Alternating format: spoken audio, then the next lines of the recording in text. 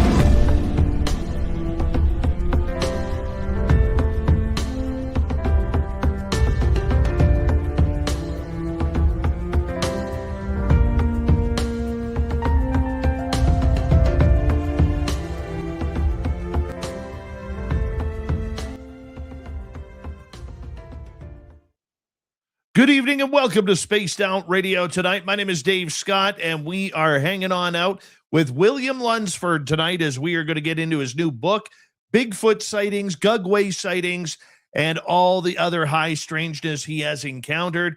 It's going to be a good night. I love William and can't wait to see him in Nebraska for the Nebraska Bigfoot Conference in April. But first, let's say hello to all of you right now. We have Tim Mothman and his goatee in the gold medal position. T-Bone with a silver. Paramarv taking home a bronze medal tonight. Kitty Cattywhack, how are you? And Necessary Dialogue, nice to see you. Trucker Andrew, always a pleasure. Mel WD40 is here, lubing us up for tonight's show because you can't talk gugways without being lubed up. So thank you, Mel. Don't forget to give yourself a little shot indeed as well. You know, don't forget, just do it, Mel. Just do it. Lisa Smith and Jennifer Beveridge is here. Jennifer Beveridge will be signing autographs after the show. Line up to the left of the studio, if you don't mind, to the left of the studio. Frankie B and Thunderhead, nice to have you both here. Vamp Skyder, nice to see you. Hi there, Luscious Jewels. Good to have you here as we scroll on down and say hello to Search and Destroy. Good to have you here, my friend. We're scrolling on down. Up next, who do we have? A nice conversation going on. There's Operation Shutdown. And fresh from the Olympics, number 78 in your program tonight, starting at right wing from Stockholm, Sweden, Lars Jansson. How you doing, buddy? T-Bone, my man, nice to have you here. Digger Dog, always a pleasure. Thank you for joining us as we scroll on down on our roll call to say hello to Jaquetta and Eternity Eternal. Nice to see you. Algaray over on Twitch. So excited to talk Bigfoot, Dogman, and everything else with William that he bench pressed 540 pounds 137 times. You're jacked for tonight, my friend, and you made a spelling mistake. It was 540, not 450. All right, Stephanie Kenny Blankenship, nice to see you. I'm Hardcore over on X is here. I'm Hardcore. Will be signing autographs after the show as well. Line up to the right of the studio, if you don't mind, to the right of the studio. Undead Jed, J Truth Seeker, and Paula Fost, thank you all for coming on in. Dr. Bob, good to have you early. Jerence Carter, nice to see you. As we scroll on down, East Coast turnaround, nice to see you here. And who is next? Well, it's Philip Miller, everybody. Lil Cam over on YouTube did 187 sit-ups in 4.5 minutes to warm up for tonight's show. He's jacked. Walter Kochabinski, nice to see you. Fap Nuts, the Temu version of Grape Nuts, right there. Good to have you here. Aussie Boss Tiger and Benno from Oz, how you doing? The Australian contingent has arrived. Millennium, my man. Erica Stover, how you guys doing? Panda on Fire, nice to see you here early. Aggravated Progressive, welcome to SOR Chat. Thank you for joining us.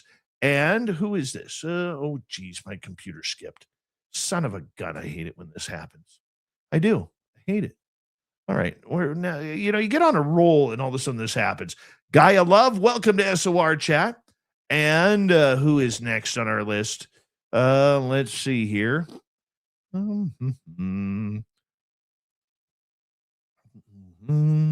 Owl 31, welcome to SOR chat. And Undead Jed, what's happening? Let's get the radio side going, guys. Hold on.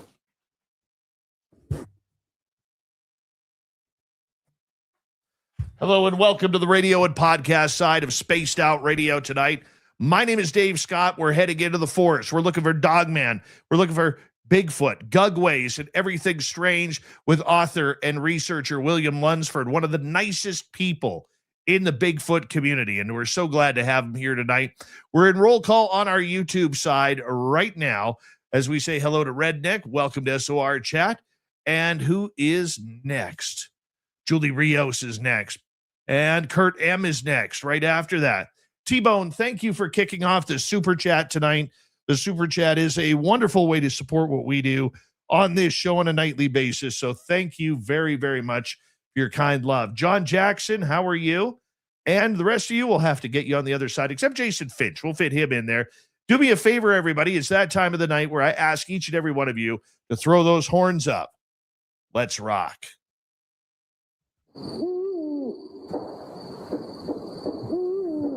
Are you ready to hear your mystic voice of the night? It's time to wake up. He's here. Shush. Be quiet. He's ready for you to listen. Let's point our ears towards the little cabin in the woods, where together, my friends, we own the night.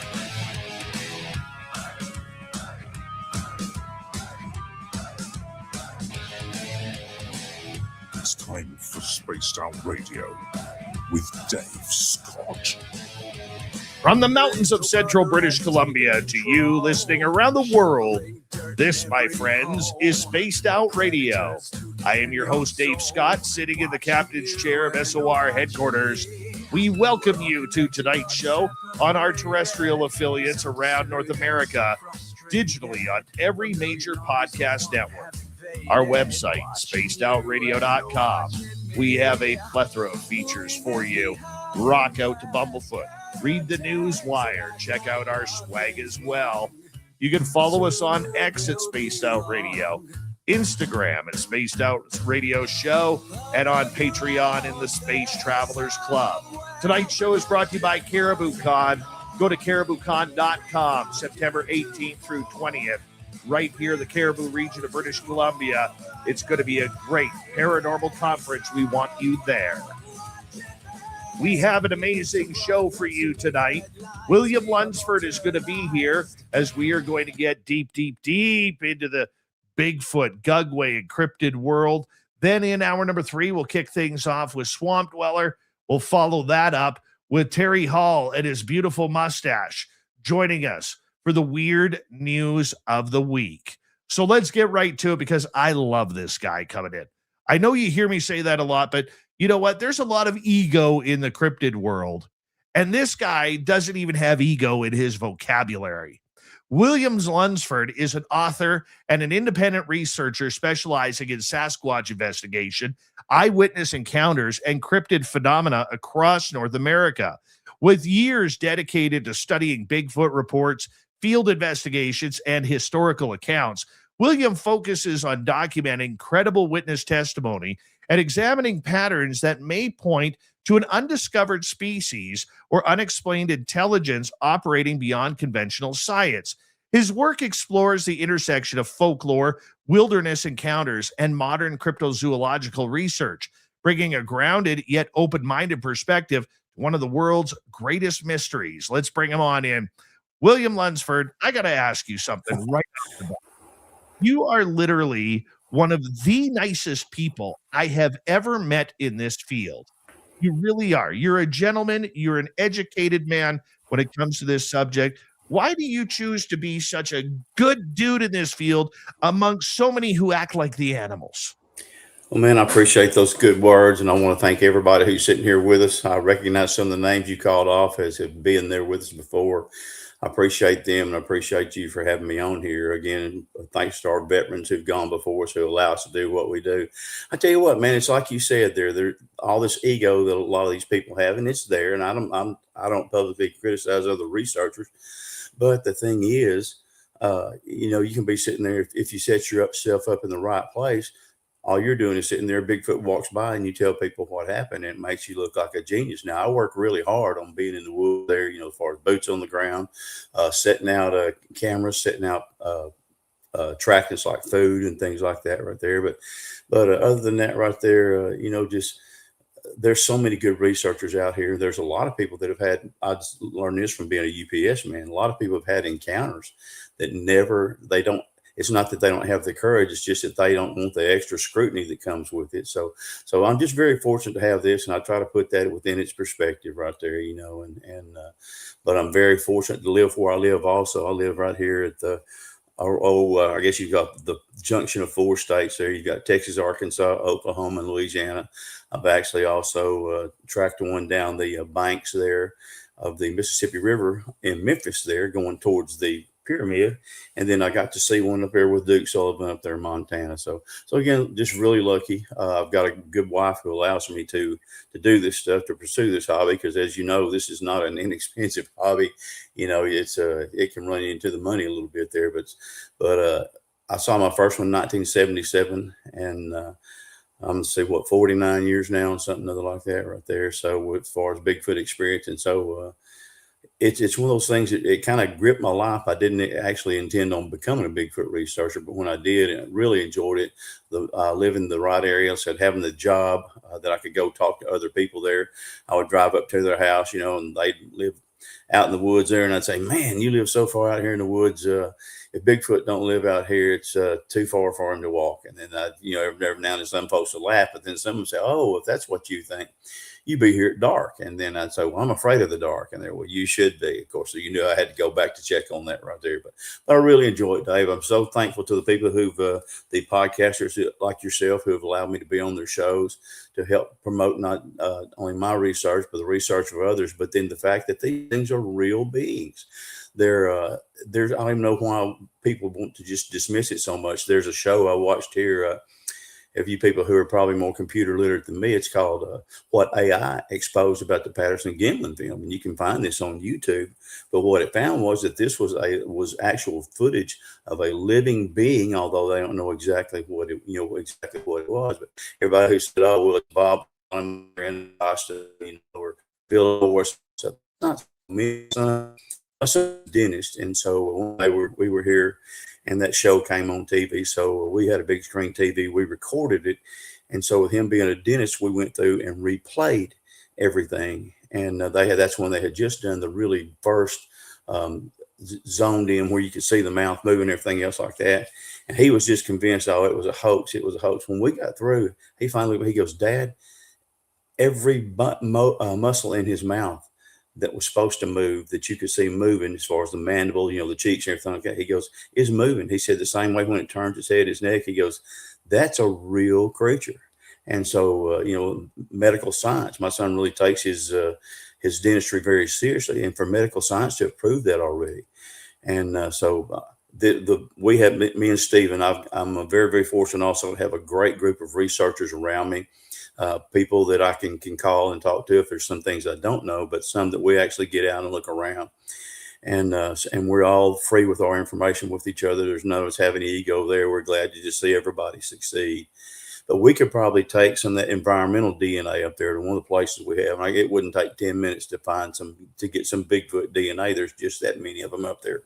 We do have a breeding population of them here in Arkansas, around where I live at, and I said, we got, as I told you a little bit earlier, we have down here, Stephen Hill and I'm a research partner. I think we're probably the only ones that have actual photographs of Bigfoot, a dogman, and a gugwe. And they're all from down here within 50 miles, this area right here. So, that's not all there is to it. But still, I wasn't counting on I knew Bigfoot was here, but the dogman, it took a long time to believe in them. And then all of a sudden you come up with a gugwe. I have one of them run up on me one day, and I'm like, good grief, man, what else am I going to come up with? So, or is it going to come up towards me? Not what am I going to come up with? But so I really, really enjoy it, Dave. Like I said, I enjoy getting to speak with you. You know, it's hard not to be a skeptic at first. And then you have these things happen to you. And then all of a sudden you realize, gosh, man, what have I missed all this time? So again, I appreciate those good words, folks. Like I said, the Bigfoot down here in Arkansas is just a hotbed of Bigfoot activity. Texas is a hotbed down here. You've got all these big giant lakes down here and those big forests that are around them. So it's something that really makes it really good. We've got the mountains. We've got 3 groups here of mountains in Arkansas. We've got the Bostons, the Ozarks, and the Ouachitas. And then we've got, I think it's around 30 rivers right here within 2 hours of where I live at. You know, some of them are not real big, but to have it. So I'm very fortunate to have the area that I lived in, and it makes it pretty easy to go out and get and do some good research. So if you're boots on the ground, you want to be serious about it. Yeah, you know, and there's days that I can't. This year has been a year I haven't been able to get out as much because of some health issues, but when I haven't been able to get out actually in the woods, get out there behind the wheel of my truck and look around. And as I've recently related to you there, I saw 2 Bigfoot last Friday.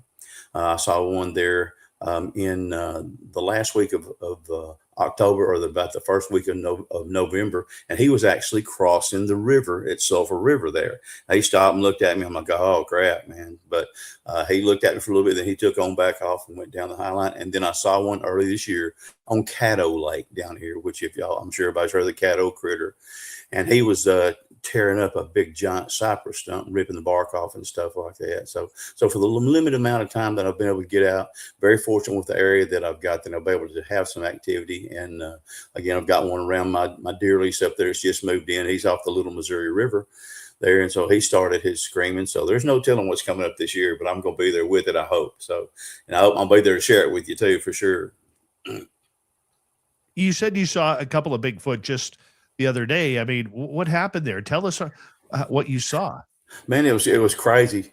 I have a friend that lets me go, and we've been cleaning up the leaves and sticks and stuff. So he lets me go on his property and dump the leaves and the sticks instead of having to go to a dumping ground or something other like that. So I was on my way to his house. We have a friend of ours who had borrowed one of our Tahoes there, and somehow our phones got mixed up. So she had my phone in the Tahoe going to San Antonio for 5 days, and I had 2 cans in a string, and that was just about all. So I was driving down through there and going down this back way down here, and it's right there off of going east towards El Dorado, Arkansas, from Texarkana, right there at the southern part, right along the southern border. And so as I was driving down through this wooded area, there's several places where the brush has been cleared, and they have like fire lanes, so that in case something catches on fire, they're able to control it. And sure enough, man, when I went by there, I just happened to glance over there. Now, I have a friend who lives about a mile from there, and a couple of years ago, he had 8 Bigfoot on his property, including 1 10-footer, an 8-footer, and several juveniles. And so I knew the Bigfoot were there, and then I had been there delivering years ago, and I had actually seen a Bigfoot down there. But I went down through there, and I just happened to glance down this doggone fire lane, and then I did a double take, and I'm like, oh, surely not. So I had already gone past. I backed up. Usually I hit the brakes and you start backing up. Well, the first thing that happens to you is Bigfoot is gone by the time you back up. Well, when I got back there to this shooting lane where I could see down there clearly, it was probably 80 yards down there, and there was a big one who looked to be probably 8 to 8.5 foot tall. Then there was also a juvenile that looked to be probably 4 foot tall. And they just sat there and looked at me for the longest, and finally they walked off into the woods. First thing I did was reach for my phone, which was in San Antonio, of course, so I didn't get to get the picture. But that's a true side. That's Murphy's Law of Bigfooting for me. But I didn't even think about it. That's the first thing I did. But to see those right there, and this man who had them on his property, he actually used to go to the Hostess place here that we have there that have all the donuts and stuff that are out of date. And he would buy all them, and they would give them to him. He would take them, put them down there on the creek bed below his property. Well, they would come up, and so he would set them out there. And so he had a pretty good relationship with. He said never did he feel like he was threatened or anything else like that. Had one that actually had I think it was a beagle puppy that it played with a lot that was belonged to the next door neighbor. And he would see the Bigfoot running through there and the dog barking and chasing him. And he said the Bigfoot would go in there and hide in the brush and kind of hunker down. And when the dog would go by, said he would jump out and pull that number. The dog said, dog just turned a somersault about like a rabbit, and then you could almost, he said the Bigfoot almost slapping his knee, but that's a true story. But that's around where this happened. So again, I was very glad to have the sighting of those two right there. Again, we do have a breeding population here. There's a good breeding population here in Arkansas as well. So that was pretty cool. I was happy to see it.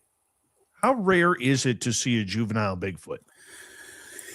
It's really pretty rare. Gosh, I don't know how many I've seen. Like I said, I don't ever count these things just because I just consider it a blessing rather than something that, for me to count and try to like you said, or about nothing to brag about. But it's pretty rare. I probably see 2 to 3 a year. I get a lot of pictures of babies as far as that goes.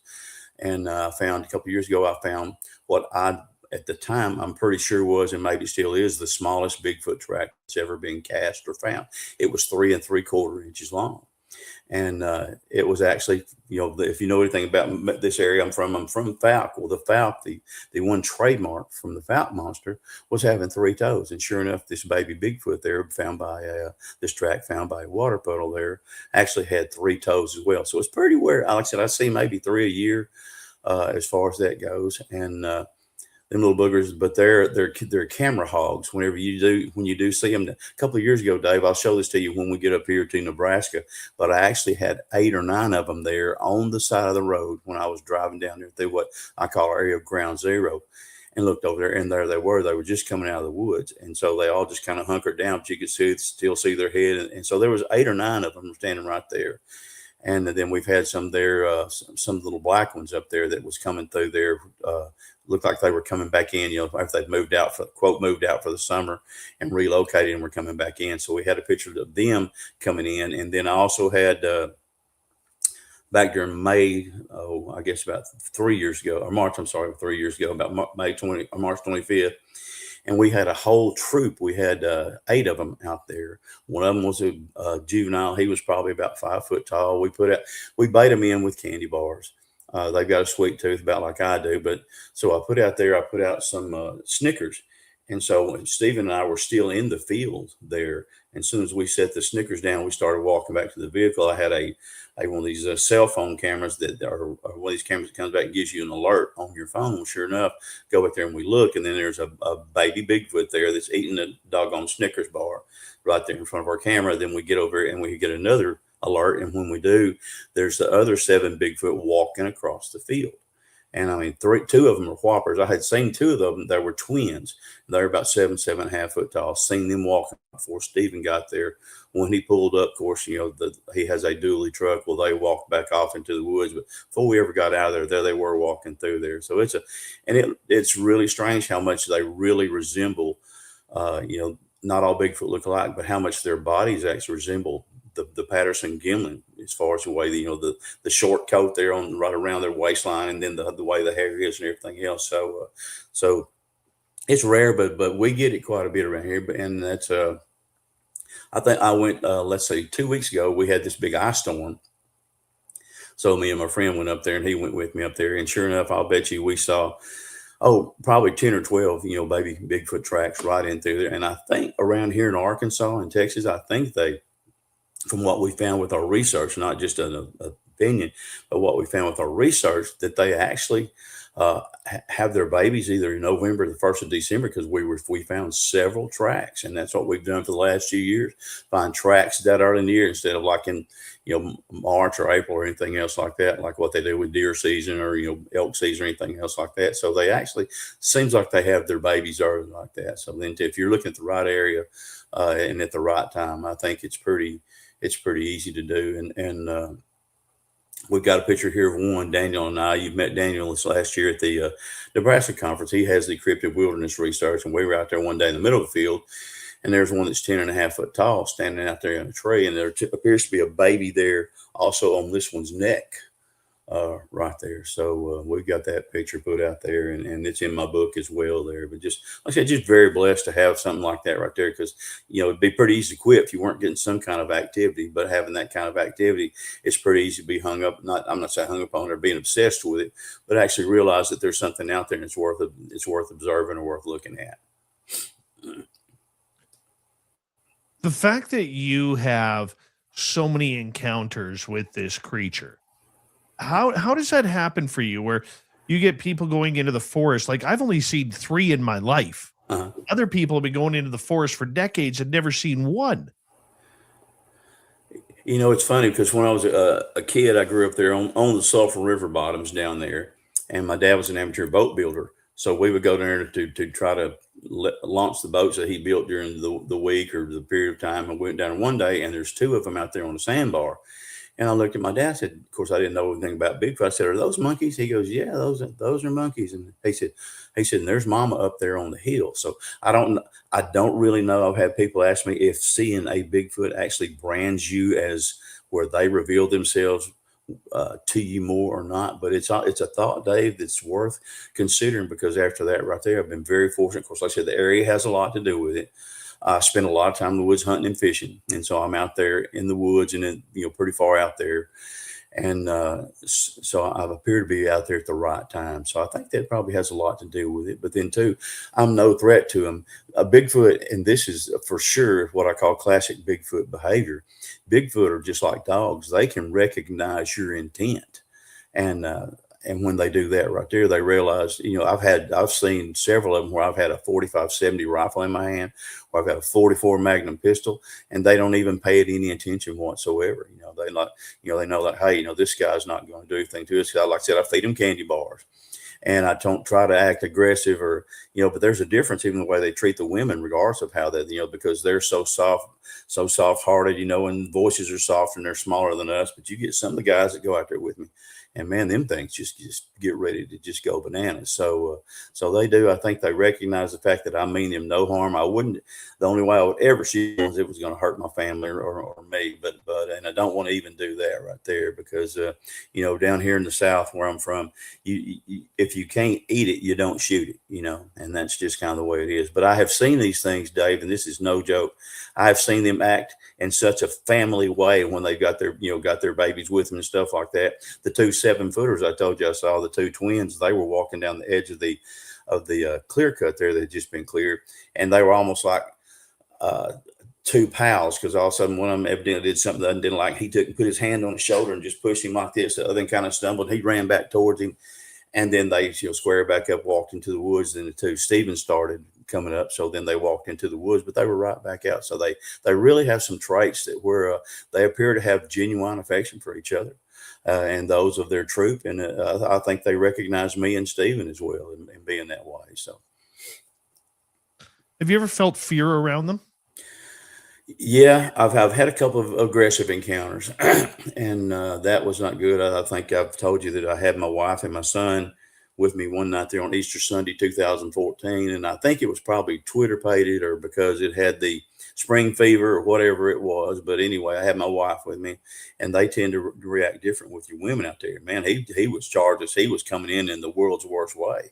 And then, of course, I had a good spotlight, and I, light doesn't always stop him, but I had that spotlight and also had that 44.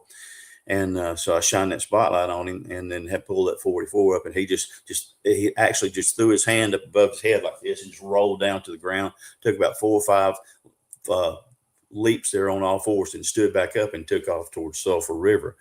And that was very scary because when you have your family, but I truly think that had it not been, for the light and having the pistol there, whether they can smell gunpowder or not, I think it might have gotten more, I'm not going to say necessarily violent, but where it was force was going to be required to stop one of us. And then I had another one up here at what we call Ground Zero that ran up on me about 2 years ago, and he come charging down the hill. I'd heard him the day before. I was putting out my cameras and everything. Man, he was just as cool as he could be. Didn't pay me attention. You could hear him stepping around, things like that. Well, then when I went the next day, he charged down this same trail, and you can hear him. And man, all of a sudden he's like, ruh, ruh, and like, you need to get out of here. And then you could tell that whatever the dynamic was, the dynamic had changed. And so I sit there for a little bit, and I finally pulled both my pistols out. I had a 10 millimeter pistol, and I had the 44. And I just pulled them out like doggone Doc Holliday and just started backing up just so I'd have some kind of protection. Like I said, I didn't plan on wanting to kill him, but he really meant business. He let me know real quick, whatever it was, like, you're just not welcome down here today. So that was pretty scary. And when you've got something that big that's able to look in front of you like that, and you're not going to stop him with one bullet. It's even shooting deer. Like I said, I'm a deer hunter. I can't tell you how many hunters say, man, I shot that deer and he ran for half a mile. Well, man, you should do that with a Bigfoot, and your days that's not even numbered. That's your last day. So that's just my theory, but I believe it's happened enough to go. When we return from the break with our guest tonight, William Lunsford, we're going to talk about his new book. We're going to talk about the gugwe, Dogman, and more. Close Encounters with Sasquatch. It's going to be a great show of Monster Talk. We continue right after this.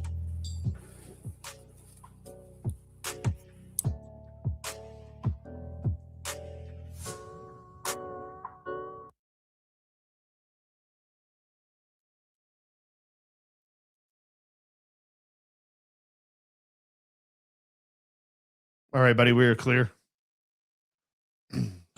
So far, so good, Dave, I hope. We are good, my friend. We are good. I want to do you the best I can all the time. Oh, you're doing great. You are doing great.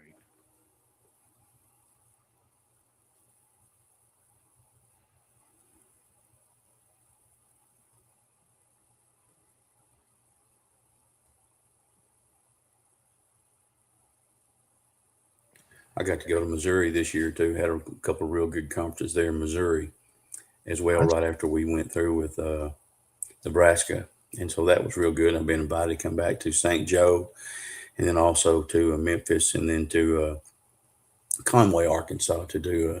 But it's just depends on how much we rescue dogs, and we've rescued so many this year, and if that's keeping me busy. But that's where my book money goes. Instead of, on me, we take it and we try to rescue these dogs and find them forever home. So that's awesome, man. That's pretty cool. It gives you that feeling, in your heart that, man, just when these people, and they send me back video, or they send my wife back video there of the dogs being there and watching them play, and, seeing them grow up. And man, it tugs at your heart. If you got, you can't not be touched by it if you like animals.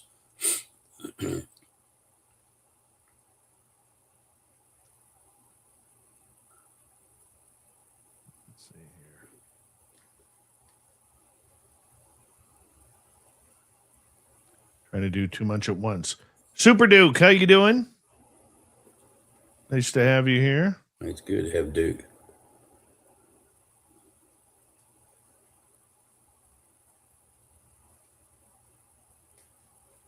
All right,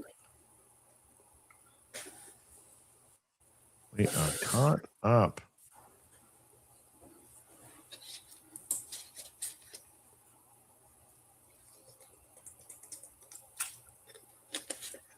We got about 3 minutes to go here, brother. Okay, good. Can we talk openly without everybody hearing us? No, everybody can hear us right now. Okay. Everybody can hear us. Well, hey, everybody. Thank y'all for being here, man. I appreciate that.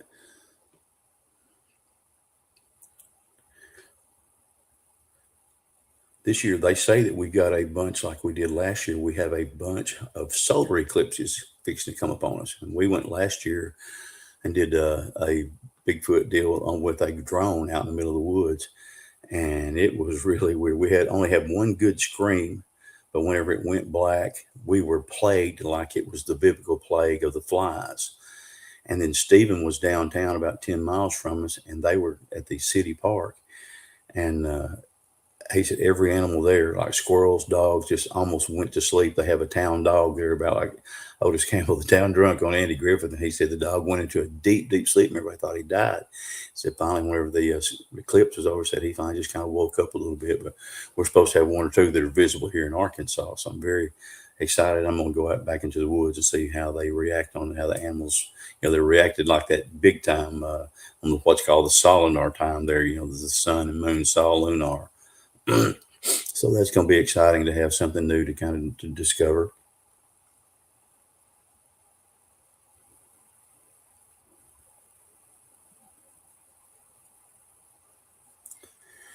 Well, Patrick, how are you tonight? Good to see you. We got about a minute and a half here. Good deal.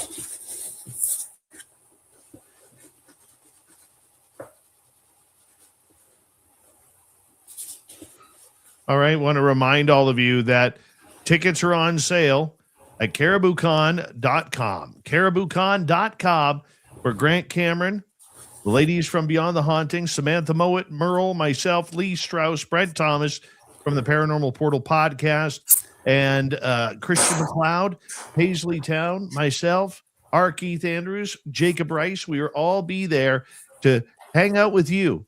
Ghost tours, great speakers, UFO sky watches, and maybe if you're lucky, you could be one of the 10 to come with me out to my Sasquatch spot. Go to cariboucon.com, cariboucon.com. Get your VIP tickets right now. Well, after the show. Or right now if you have a different device that you don't have to log out of here. Thank you tonight to Necessary Dialogue, T-Bone, my man, Lil Cam, and Benno for the great super chats. Greatly appreciate your love and support of Spaced Out Radio. If you haven't yet, we'd really appreciate if you gave us a thumbs up. It helps with the algorithms because the algorithms haven't been friendly lately. So do that if you don't mind. Here we go.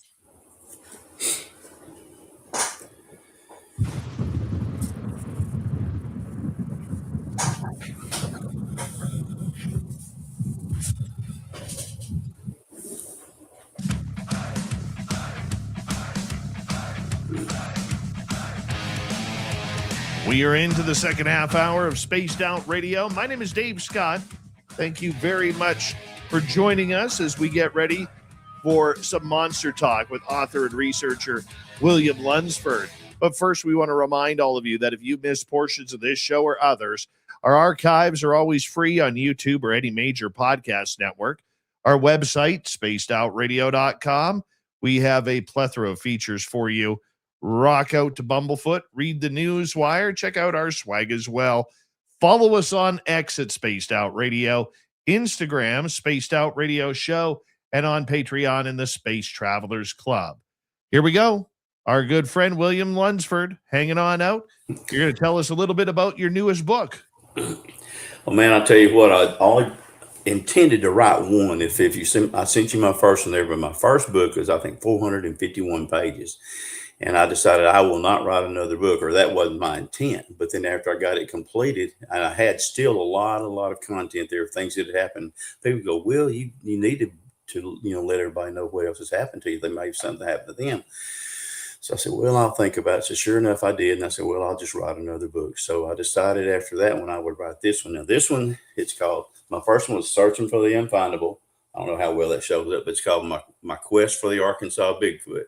This one is called Searching for the Unfindable, Finding the Impossible. The name was actually suggested to me by Duke. I was trying to put something with keeping in the Searching for the Unfindable range there. And Duke goes, "Well, how about Finding the Impossible?" Which I thought really stuck with it because that kind of explains my Bigfooting there. But so I put that in there. What you see on the front of this book right here is actually a Bigfoot looking into my camera from about 5 feet away. The eyes were not quite that red, but they were kind of more of a jaundice color. I don't think it was a dog man. I think it was actually a Bigfoot. But I went ahead and added a little bit more red tint to it so that it would show up. But anyway, this right here is about 190 pages, but I've got like 44 pictures of Bigfoot, of different Bigfoot, not the same one, but I've got about 44 pictures of Bigfoot. I tell the story of how I got started and the things that have happened to me, some of the other people that I have gotten to meet. And I just, after I got through, I thought, shucks, man, I should have, made this a whole lot bigger. So I've got enough for one more book that I'm going to write after this right here. But I want to share what's happened to me because, like I said, I've had a lot of people that have contacted me, Dave, and they say, "Well, you may take this for granted, but I don't get out into the woods." And I appreciate you sharing what's actually happened to you because I kind of live vicariously through you. I mean, that's the greatest compliment I could be paid by having somebody because everybody has something to do with their time. And I appreciate the fact that they decide they want to spend it with me or listen to me. But anyway, this is, like I said, this is a good read. It'll take you about 3 hours to sit down and read it if you get you a good cold glass of tea and sit back. But I think you'll really enjoy it because, man, like I said, I've got pictures of babies. I've got pictures of the gugwe in here. I've got pictures here. This is one of the, I don't know if you can see it or not, but anyway, this here is one of the most recent fat monster tracks that was found. A lady found in her driveway last year. Well, she called me, and when she did, I knew that she was telling the truth because I used to go to church with her. But I didn't know she's a Bigfoot believer. Well, she had made herself a compost garden out there and was just kind of throwing her stuff out there. You know, like in the country, that's something you can do. You can throw it out there without your neighbors pitching a whole lot of fuss. But she made it, and all of a sudden she realized that her compost was coming up missing. And so she got to looking. Well, sure enough, she had Bigfoot coming up and getting into her compost bed. But she went down one morning to get the mail, which runs real early down there, or get the newspaper, and they'd stick it in her mailbox.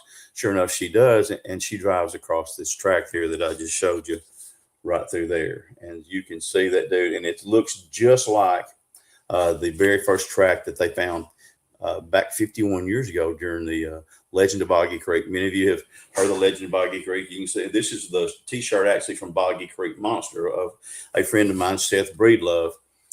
Actually, this is one that he put out there. He did a movie because he thought, well, man, everybody says that thing died in 1970, but Seth was smart enough to know that if you had one, you had to have a breeding population, or you had to have one that was just extremely blessed with long life. And this thing had been around since 1908. So him and his dad came down one day, and by accident, I met them. But so anyway, he went down there and did the movie called Boggy Creek Monster, and it was on. The subject was what had happened during the years that everybody thought the Boggy Creek Monster was dead.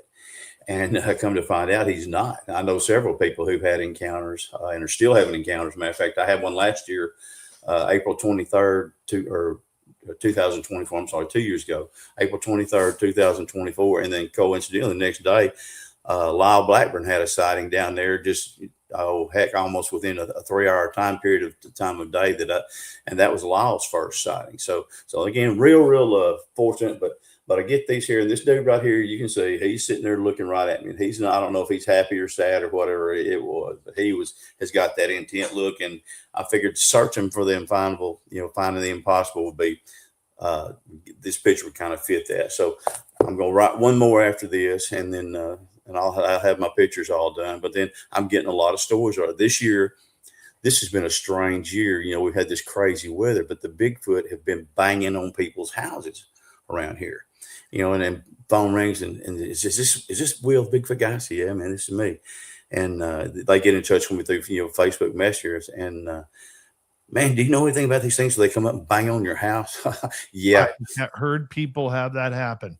They do, and man, they get your attention. We have one down here on Sulphur River. The whole key to Arkansas Bigfoot here, and a lot of those in Texas, what's called the Sulphur River. It goes all the way from just below Dallas, Texas, and then comes all the way down. It makes the borderline of part of Texas there, between Texas and Oklahoma, about like what Red River does, then comes on into Arkansas. And so them jokers have been coming up this year with a more aggressive attitude, banging on people's houses. One guy that went outside, and right as he stepped out on his porch, he heard the thing out there creeping around. His dog ran out. When he did the thing, slapped his dog off the porch. And thank goodness the dog lived, but I've said, I was telling you about a story about some of the scary ones I've had that one got after me and my dog one afternoon there when we went to go cast some tracks. And me and my wife rescue dogs. And so I've got a big heart for dogs, but I don't carry my dogs with me to the woods anymore when I go, Bigfoot researching, just for that reason right there. But that's what I do with the proceeds from my book right there. Instead of, trying to live a lavish lifestyle on the little bit you make on a book, we try to get dogs, and we vet them. We have them spayed and neuters, and then we have some people that they have a transport, and we'll put them on there. We get them fed. We give them big bags of food and stuff like that. And it's rewarding as it is to see a Bigfoot, and for your work to come to fruition that you've done to see a Bigfoot. It's even to me more rewarding, because you see these dogs and these people send you videos back there of the dogs as they've arrived, and then they're so happy to have a forever home and got kids there. And then it just makes your home a different space. So anyway, so that's what we do with that. But that's what I do with my whatever I make here on our book right there. So I've got two. I've got one, like I said, Searching for Them, Find Them, My Quest for the Arkansas Bigfoot. And like I said, it's 451 pages, but it covers about 46 years. I'm sorry, 46 years.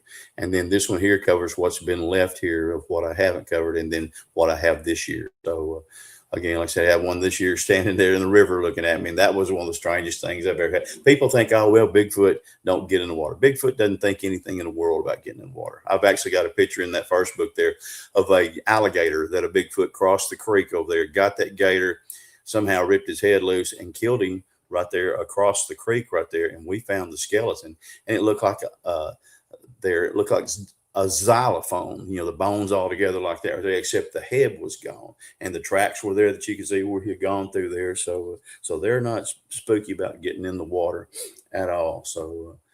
But that's it's one of these things that I just after I had it there, and whenever I never thought anybody would find what I had experienced interesting, because there wasn't that big an interest when I got started back in 1977. But all there was I could go to the card catalog of one of the libraries there, and that'd be about the only thing I could find to read something about. Well, sure enough, man, now it's caught on, thank goodness. And there's some really good researchers. I've got a friend here named Ryan Horn here. We're going to try to get together doing some TV work here pretty soon. He has the electronic equipment and stuff. So we got some places there that we're going to try to go, especially there around Caddo and to our ground zero, and see, and maybe try to get some video and stuff. He's a real smart guy, he's a cool guy. He's easygoing and very intellectual, but boy, he's a real good researcher to kind of add to our team that we have there. So that's kind of where I'm going to be shooting for on that right there. But really enjoy spending time with him, and he actually founded. 2 years ago, I was a speaker at the Louisiana Bigfoot conference down there that they had at Natchez. Well, they now call it the Natchez Festival, but that's actually his brainchild, actually his baby. We had one 2 years before there. And so he had came up with that right there. So hopefully we'll get some stuff and find some good stuff. He's got some people there, being the good guy he is, very, very open with his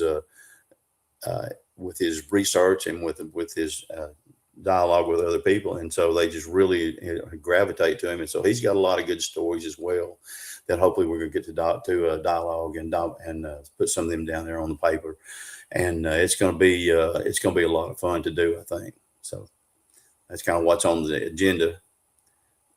I can see that. Let's switch topics a little bit here. Sure. Because you have had encounters with Dogman, Sasquatch, Gugwe. What other cryptid creatures have you encountered? Well, I tell you what, we've got some up there. We've got some that have ears like goblins, kind of almost like Nostradamus. If you remember the movie with Nostradamus, the bald-headed vampire, the points on the ears. We've actually got some up there that I've got on camera. One up there, it looks like a blasted yard gnome. As far as the way it looks, it's got the real funny looking face, and it appears to be about 4 to 5 foot tall.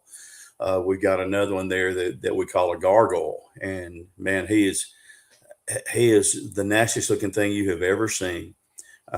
His face doesn't appear to have any hair on it, but all his teeth are just pointed, and he looks at you and his eyes will glow. And so we got pictures of that right there. And of course, I've got, I try to document everything I can. I do it with my cell phone, but then right now, I've probably got 14 cameras out right now researching, Bigfoot and up there too. So we can come up with those kind of things. And man, it's just, you realize, oh gosh, man, my parents were good parents. They used to tell me, son, there's no such thing as monsters. And that was, not by any kind of deal to misinform me or anything, or just to alleviate my nerve. Because, there's always something underneath your bed, or in your closet when you're a kid and you go to bed. But man, I'm finding more and more that these things, there's cryptids out there that I had never even thought about. Again, like the Gugwe. I was there on, I think it was March the 2nd or 3rd there. Keith Crabtree had a camp out there in the spring. And so I was leaving and I had found a track there. So I was late getting to leave. So, and of course I go to church on Sunday night. So I just make it real quick. Well, I had seen this X there that this, whatever it was, had put down there as a structure. So I wanted to have time to go look at it. So on the way I did and ran down there right quick. And while I'm standing there, I look around and I see something through my peripheral vision that's running towards me, big and black, and it's on all fours, man. I mean, it's getting it like this right there. I'm like, daggum. We've got hogs down here. We've got hogs here in Arkansas and Texas that weigh 500 and 600 pounds easily. I thought, golly, that's one. Yeah, man, there's something. And we call them Arkansas grizzly. It's not like a real grizzly, but man, they'll tear you a new one. And so I thought, well, man, that's a big old hog. And so sure enough, whenever it slowed down a little bit, I'm like, well, that's not a hog at all. That's a Bigfoot, because he was on all fours. And then when I looked, I noticed there was something different about the way that he actually ran or he walked. So anyway, he was paralleling me heading towards some brush. So I ran up there in front and then I cut through. Well, then I was going to try to go up there and get behind him and get a picture. When I do, luckily I look up and there's a log that's laying there on the ground. And when it is, it's got these little like octopus kind of roots or something like that. And he's got his head stuck in there just like that right there, and just being just as still as he can and being black. I'm just lucky that I saw him. And man, I froze right quick and had that 44. I mean, I had a 40 caliber, 40 caliber Glock at that time, and stopped. And man, so he's sitting there, he's just looking at me, and I'm like, and he has a snout. And I had never seen the snouted Bigfoot before, which I didn't really know anything about gugwe. And he also had these pointed type ears. And so while I'm sitting there looking at him, all of a sudden he turns his head to his side and the ears go to wiggling around like that right there. And then he turns back and looks at me again. And that was all I needed right there. So again, had my pistol ready just in case. And I took off running up the hill. I haven't run from a Bigfoot since 1977. But that was right there, something that told me you need to get out of there. Well, I have a friend who's a Native American. And I was telling him about it. He goes, it has snout and ears. I said, yeah. He goes, that's a gugwe. And I said, what's a gugwe? He started telling me about it. He said, did he wiggle those ears? I said, yeah. He goes, man, he had a hunting partner. Said he was stalking you. And I truly think he was. There was no other reason for him to run up through that oak flat like that right there. But he was going to try to make me suffer. So I got out there, called my research partner. He wanted to go the next day. Well, Dave, be honest with you, I was PTSD. I was scared to death. And only having that small pistol. Well, then my son, I did not know it, had bought me a 45-70, a Marlin 45-70. So he brought it to me early there. And so whenever he did, then I was able to go out in the woods and take that with me. And he has assured me, he said, this thing will shoot lengthwise through a buffalo. So it will stop him. So we went and we took about 60 pictures and set them up side by side. My buddy, my research partner, Randy's got 2 computer monitors on his desk. We set them side by side to make sure that we're not just fooling ourselves. And sure enough, everything that's there on one is there on the other. So we've got this gugwe picture there, and it's a pretty cool picture. I showed it this year. Krista and Brandy did a show up there and for Blondes and Booze, and they got to show it up there. And folks like, gosh, man, I didn't know there was such thing. Well, that's kind of how I was, back during when I first saw that thing. But they've got a real bad attitude. I mean, bad attitude. And this guy is a poster child. And I think there's probably another one up there that's real close to one of the international paper places there, because he's run several people out of there. And one guy, he said, I've got $2,000 worth of equipment there. He said, I'm not going back. I told him he could have it. He can stay there and I'll stay here. But we have also one there that's real weird, you ask, and we call it the witch. And it's some kind of Bigfoot or whatever it is, but it's got the same kind of nasty teeth like that right there. The eyes are just almost a hollow blue or a white, and it's just huge. And so it takes your cameras and throws them. And the first picture I got after I found my camera, looked at it, and whenever I did, here he is looking at me like that right there. And just oh man, like I said, it just scared me to death. There's also a deer stand there that hadn't had anybody in it in 8 years. And it's the very same tree where this thing was. So I think they probably had their encounter and decided it was better, like this guy did there in Sulphur River, just to let him have it, rather than to try to go in there and get it. But we haven't seen him in about 2 years. But it now has a mate, and I've got pictures of it. It's by one tree, and then its mate is there by the other tree. So you got to always be careful. And then, last week when we had all the ice and snow down here, one of my buddies sent me a picture. And we had some big snow banks there, big ice banks. And there's a doggone 6-foot rattlesnake coiled up on top of that doggone snow bank. I'm like, oh my gosh, but I've had that happen, but you just don't see it happen. But that's one reason I do a lot of research in the winters to get away from the snakes so that you don't have that kind of deal to deal with. But when you're seeing snakes like that, they're laying on top of a snowbank. You're like, oh, good grief, man, what's next? So it's not just the Bigfoot that'll get you. Of course, like I said, we got everything there is down here. Sulphur River bottoms. People say, man, they said, well, how would you describe it? I said, well, I used to describe it like, well, the land that time forgot. But now, man, some of the weird things I've seen there, and as I tell them, that's like the land that time never knew, because it's got everything in it you could imagine.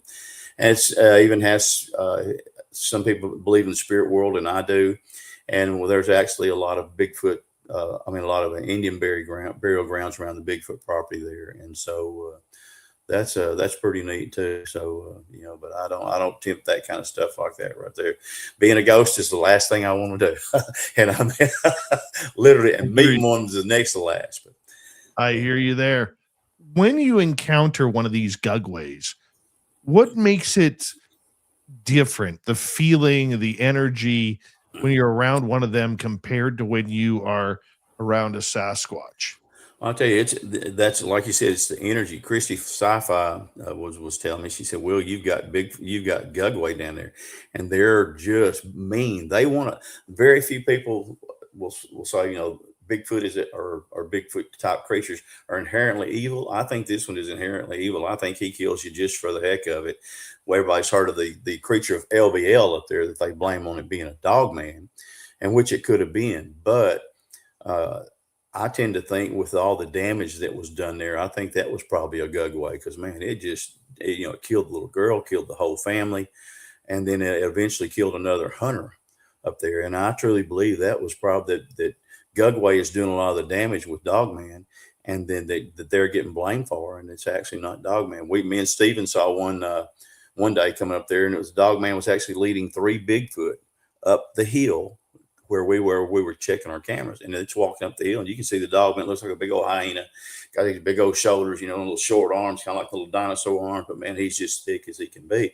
But he's leading 3 Bigfoot up there, and they're not in the least bit worried about him, except for one. And I've got a picture of one Bigfoot in a group there that's a female, and she's got a juvenile, and she's pushing the juvenile down the side of this plantation right there, and not with those other 3 Bigfoot that the Dogman is leading up. But I think Dogman, I think the gugwe is actually is doing the work, and the Dogman is getting the bad credit for it. So that's just a theory, but like I said, we've seen several tracks up there. We've got them there at one of the other places that we researched there. Got the Dogman track, and they've not tried to bother us yet. Now that when they howl, it'll get your attention. I guarantee you. If that don't give you, if they don't kill you, that heart attack that you're going to get hearing that, it's almost like American Werewolf in London. If you remember that show that they had years ago, when you hear one of them boogers howl like that. So it's pretty weird. It makes you think, boy, you need to have your head examined for going checking this stuff, but once you get out there and start doing it, you don't become addicted, like I say, but you just realize these things are worth doing the study for. And if you're fortunate enough, as I am, to be having some of these encounters, I think you need to tell people. I'd hate for somebody to get hurt and then, and then me know about it and not tell them. That's why I tell my wife, she goes, please don't talk about Dogman. I'm like, Cindy, I got to, because, if somebody gets hurt, I'm going to feel bad about that, when I could. Maybe something I could have said would have been something that would have changed that outcome of that encounter. So, and once she told me, she said, well, if you ever see one where we're at, she said, that's my last time hunting with you. I'm like, well, I said, if you don't get my supper on the table right, you may see him again. No, I didn't say that. I'm not that brave. But anyway, but she's very, very fearful of seeing one of these things. And I'm very, very protective of my family doing that. Everybody says, what's the scariest encounter you've ever had? It's generally one when you've got your family with you, because you don't ever know how those things will work out. 2 minutes to go before we have to go to break. William Lunsford is our guest tonight. How do you stay safe? Because so many people will say, and I get it for me in my spots, they'll literally say, you're a moron for going out there and putting yourself in that situation. Why do you do it? I'll tell you, I'm not an adrenaline junkie or anything like that. It's just after a while you see them, and like I said, you've had some encounters. We got me and Daniel from Cryptid Wilderness Research got pictures last year while we were up there.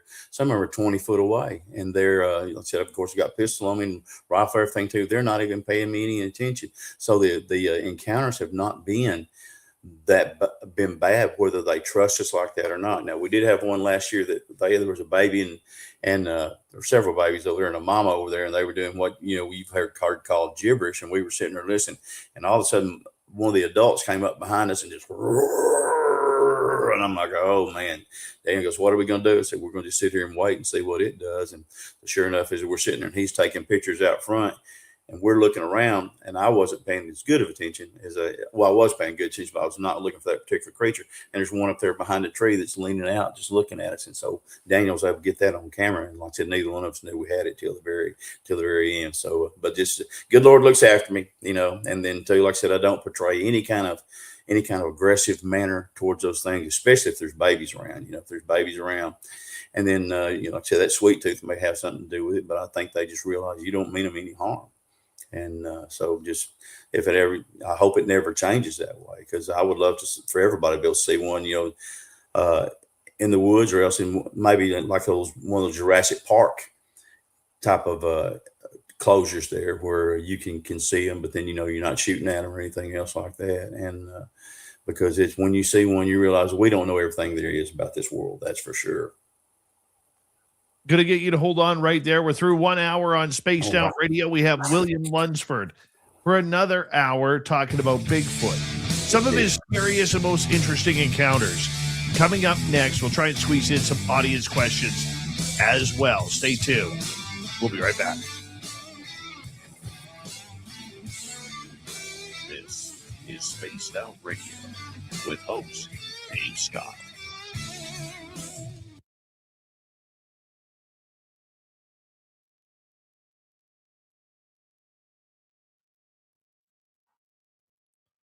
All right, buddy. We got about 5.5 minutes. I'm going to put you in the green room, and then we'll bring you right back, okay? That'll be good. I'm going to get me a drink or something right quick. All right, brother. And this is my schedule coming on up, and we'll talk to you in a couple of minutes.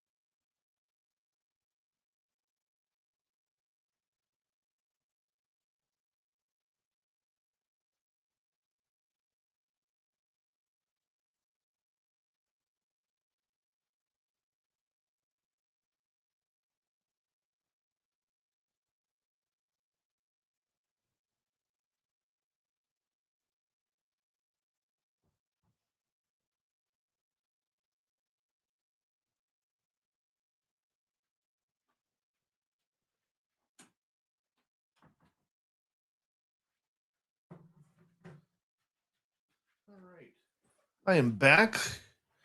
And let me get my face in here. How you doing, everybody? How are you? I'm Dave. Nice to see you.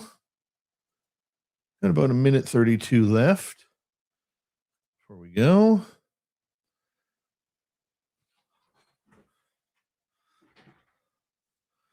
All right.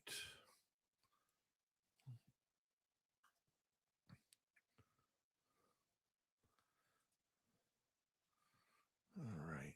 Let's go like this. And let's make sure William is back. He's not back yet. Big thank you tonight to Benno, Necessary Dialogue, T-Bone, and Little Cam for the super chats. We greatly appreciate your love. Thank you, T-Bone, for gifting a bunch of memberships there. Very much appreciate you, buddy. All right. Who do we got here? Whistling Mike, we got a chat. Message me privately. Felipe, how are you? And let's see here. Who else has joined us here? All right, there's William.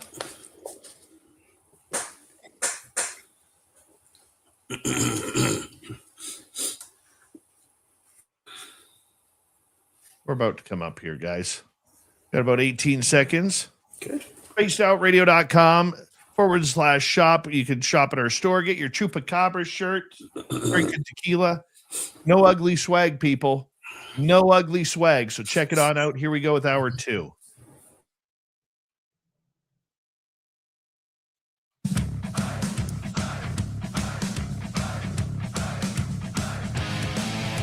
Hour number 2 of Spaced Out Radio is now underway. My name is Dave Scott.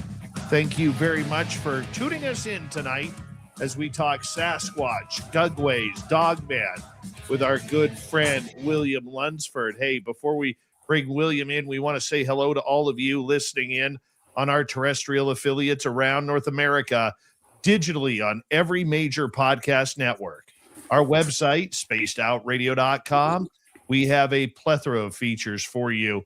Rock out to Bumblefoot, read the news wire, check out our swag as well.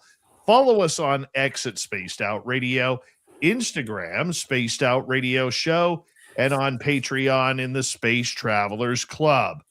The Desert Clam has set the password for tonight in the SOR Space Travelers Club. It is, well, let's find out here.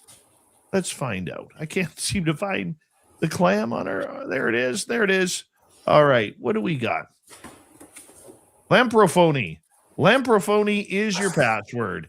Use it wisely, space travelers, as the clam sets the password each and every night right here on Spaced Out Radio. We have William Lunsford. We're talking some deep, dark monsters here.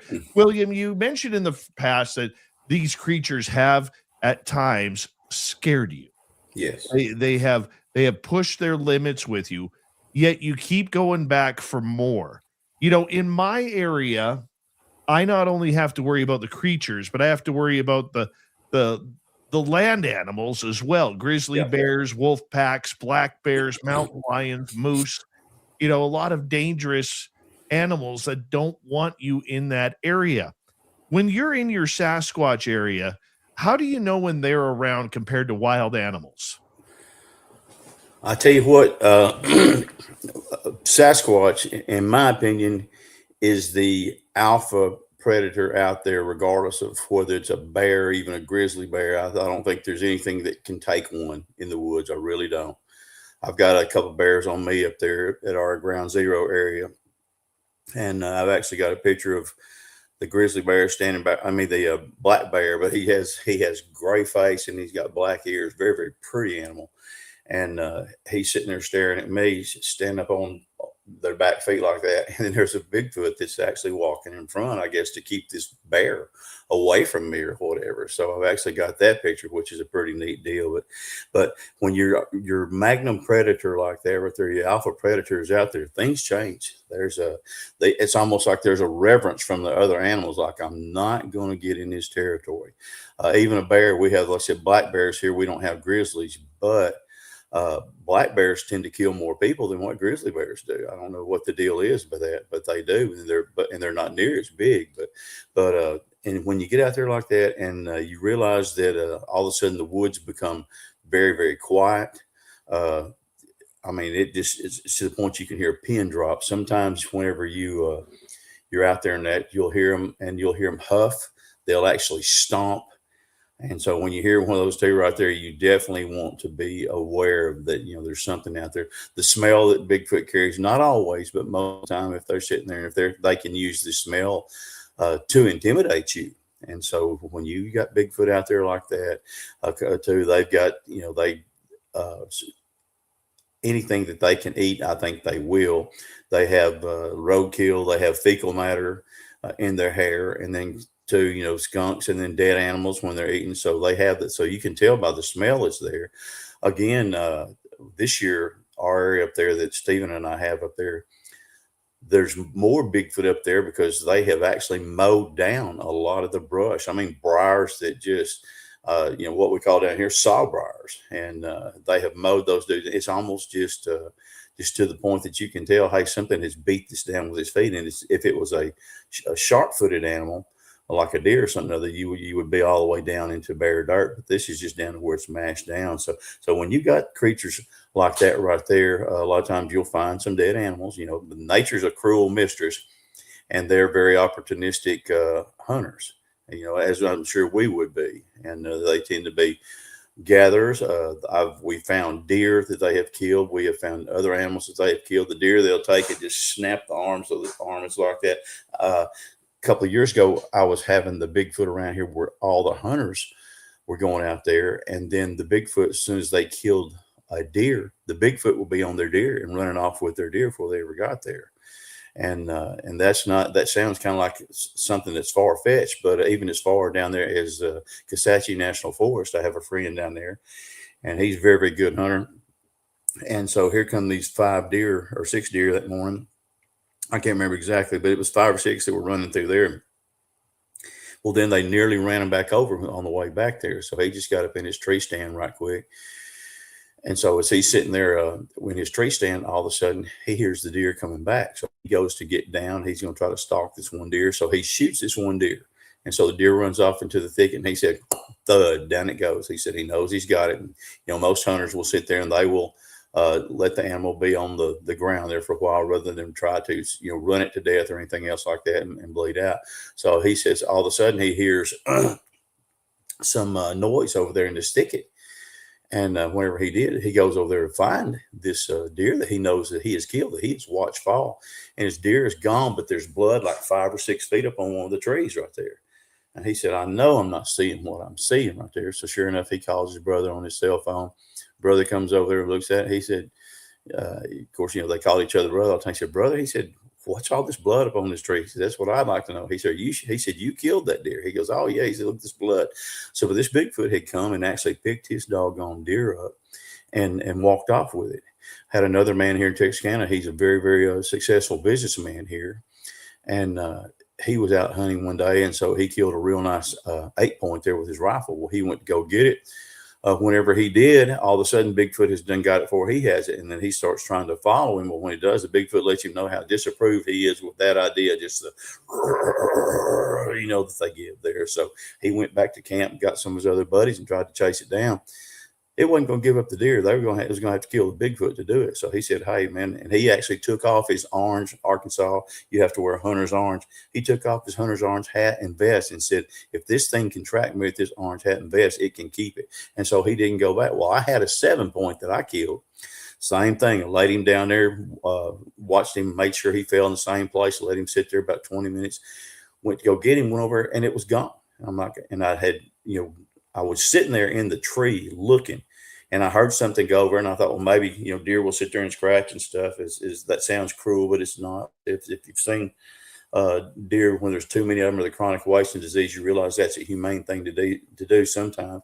Well, they'll over and I hear something, and I think, well, good grief, he's fixing to get up. So I'll wait a little bit longer. I walk over there to where I had seen the thing fall, and there's a whole blood pool, but then there's no deer there. And I'm like, oh man, you've gotten lost. So I went back to my stand, I put some tape right there where I was standing there, some flagging tape, that orange stuff that you see. And then I went back to my tree stand and walked up there, made sure I was in the right place, and walked back. And sure enough, I was. I spent this was a Saturday afternoon. I spent the next day between church time Sunday, spent about 5.5 hours trying to find this deer. Don't find him. And then I spent every day there that week trying to find that deer, because he's real nice. At the time, it was probably the biggest one I'd ever killed. Finally, I found him then the next weekend, and he was piled up on top of about 6 other skeletons of deer that were there on the other side of that thicket. I'm like, oh my gosh, So these things they're really, but they're just such an alpha predator.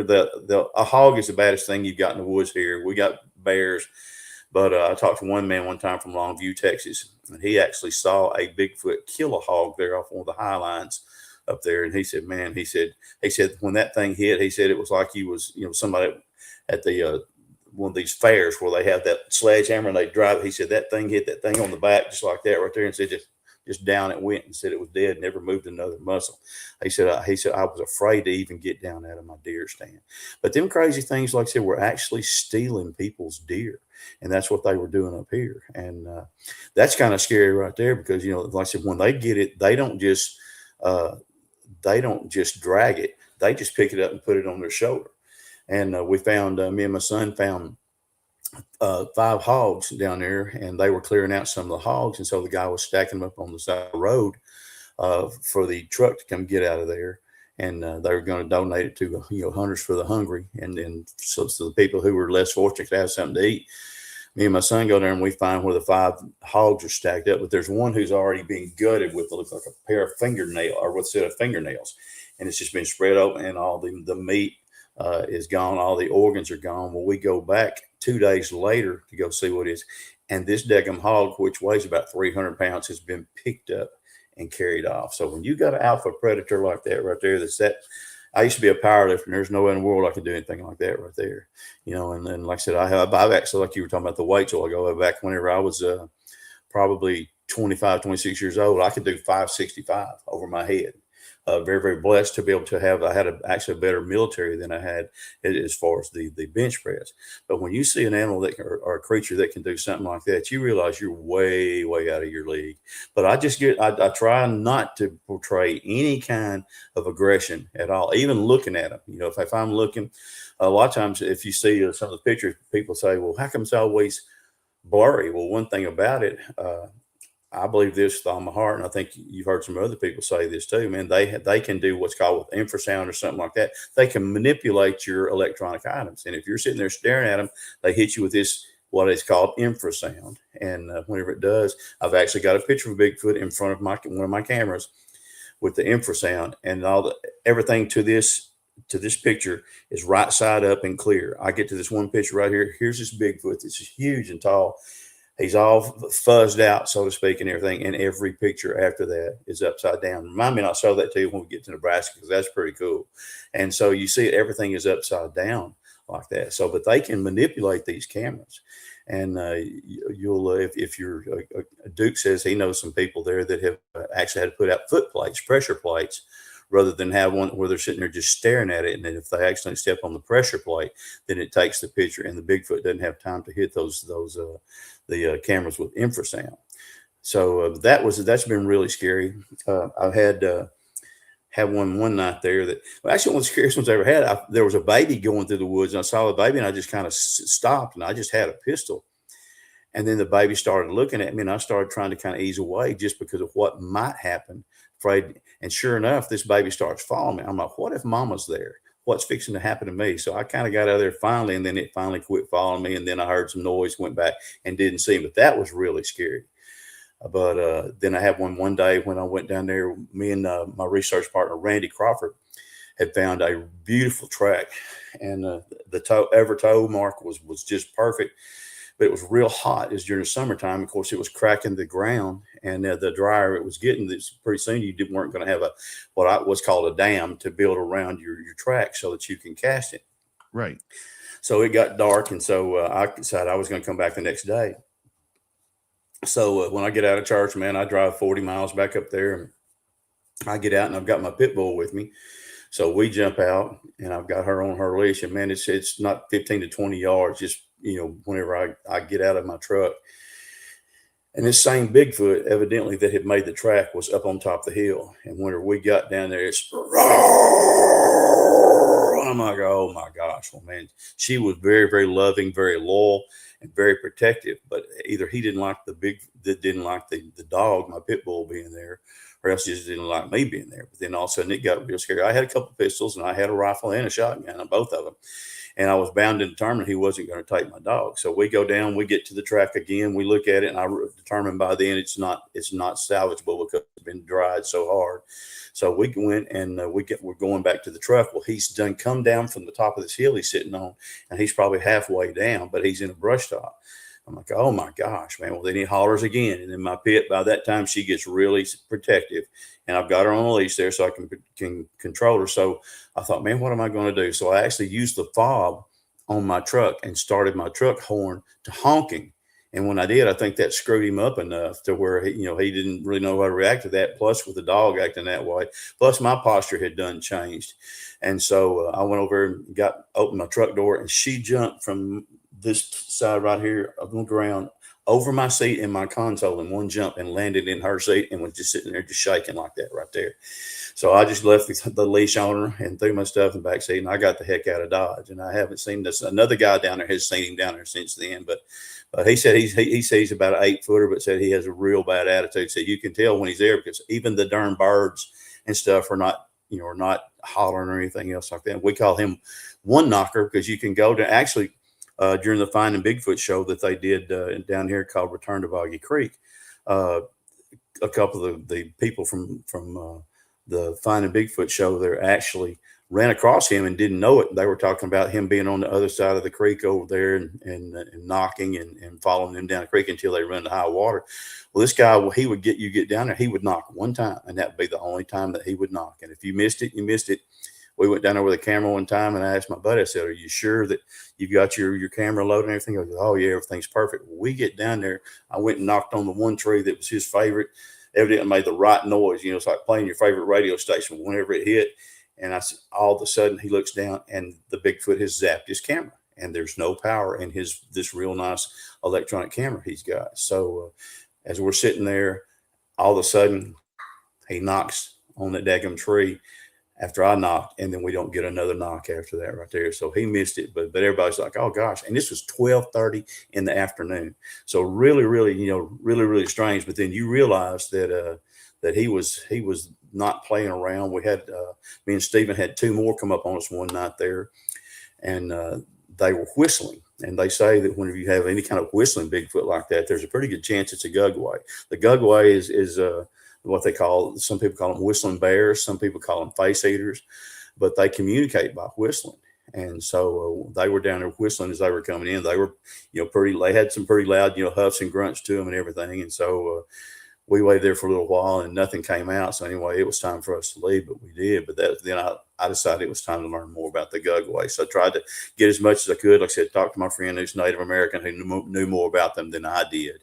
And once I started to learn about them, I'm like, shucks, man, that's all I need to know. I just need to stay away from them.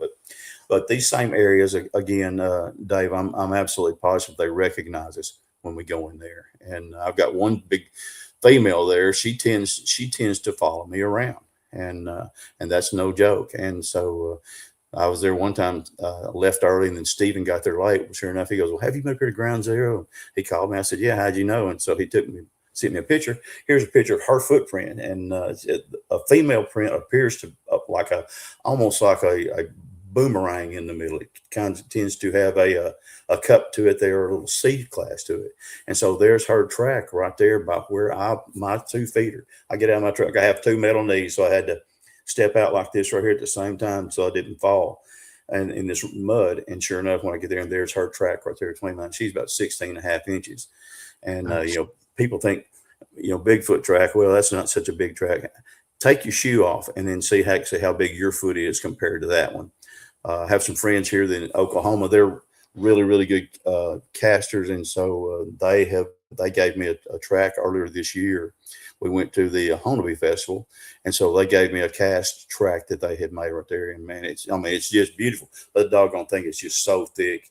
and you realize what you're dealing with is not anything where, I had a friend that truly, he had the biggest foot in Arkansas, little town, Nashville, Arkansas. He wore a size 24 shoe, but this Bigfoot track was bigger than this size 24 shoe.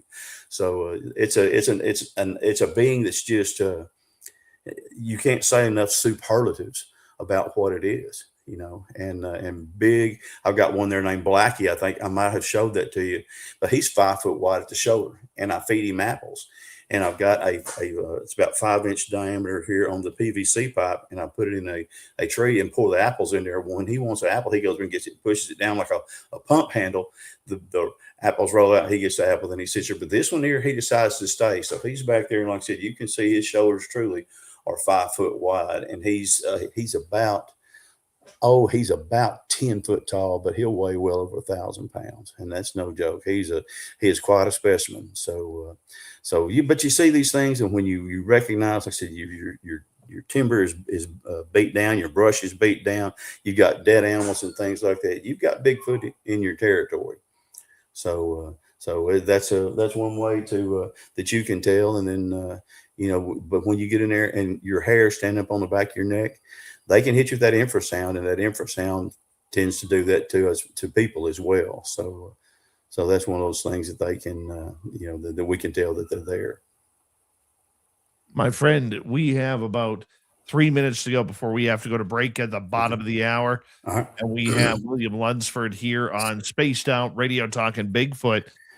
The size of the prints, how come, in your opinion, we only find one print? It's so rare to find a set of tracks. It is rare. That's one of those things. I think in all my researching, I think I have probably found maybe 8 to 9 actual sets, side by side like that right there. And I don't know, but then number two, one thing that I think is because their stride is so long. I've got a picture here of a Bigfoot down here, what we call Smith Park here in Texarkana, where a lot of the activity happens down here. And he had come out of the woods, and my son and I were there one morning about 6:30. And sure enough, there's one track there on the berm of the road. And whenever he stepped, it had been raining.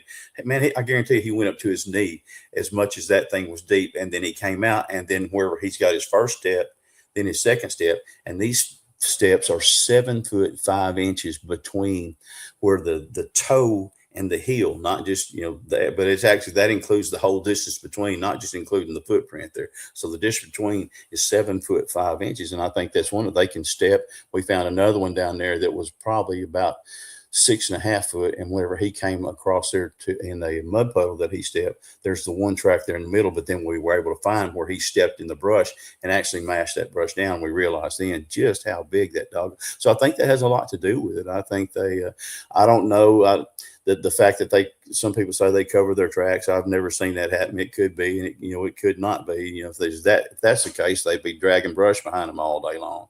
But they are really they're really something other than to have those tracks. Every time I find a double track like that or find a baby track, I try to get it and try to cast it if I possibly can. But it's one of those strange phenomena. And too, one of my buddies asked me one time, we had picked up a big ammonia smell. And so he was down there. He said, "Man, I'm smelling that ammonia smell." And so just keep looking around and see what you find. Well, sure enough, he found a track. And I said, "Get down and smell that track." He goes, "Are you crazy?" I said, "No, I'm not crazy." Sure enough, that thing had peed in that track. And evidently it could be like a deer does in building a scrape and stuff, had actually used that, if you might call it a scrape. Anyway, it actually peed in that track. So another Bigfoot could possibly follow it or as a sign or something else. So they've got all their ways of doing things that we just don't quite understand. But that's some of the weird things that we've seen before. But to smell that ammonia like that right there, and then to actually have that theory come to fruition, I thought, man, that's just too crazy. But then, so was I. One of the first times somebody told me Bigfoot was real. Then the first time I saw one, I realized, hey, it's not quite as crazy as people think. It really isn't that crazy. And, once you're in an area, it becomes addicting to see what that area is all about. It does. Our area up there, we hunt public land, and that's what's really funny about it. I don't think people really recognize just what's up there. Of course, that may be to our benefit because they're in denial about the existence of Bigfoot. But man, when like I said, we got several tracks there that are 22 inches long and 11 and a half inches wide. And I mean, and that's the actual footprint there. And you're like, good grief, That's massive. Yeah, it's pretty Hold on cool. right there, William, because we are going to go to break here at the bottom of the hour. We're going to take some audience questions in the next half hour as we only got 30 minutes left with William Lunsford. You can find his books on Amazon. Go check him on out.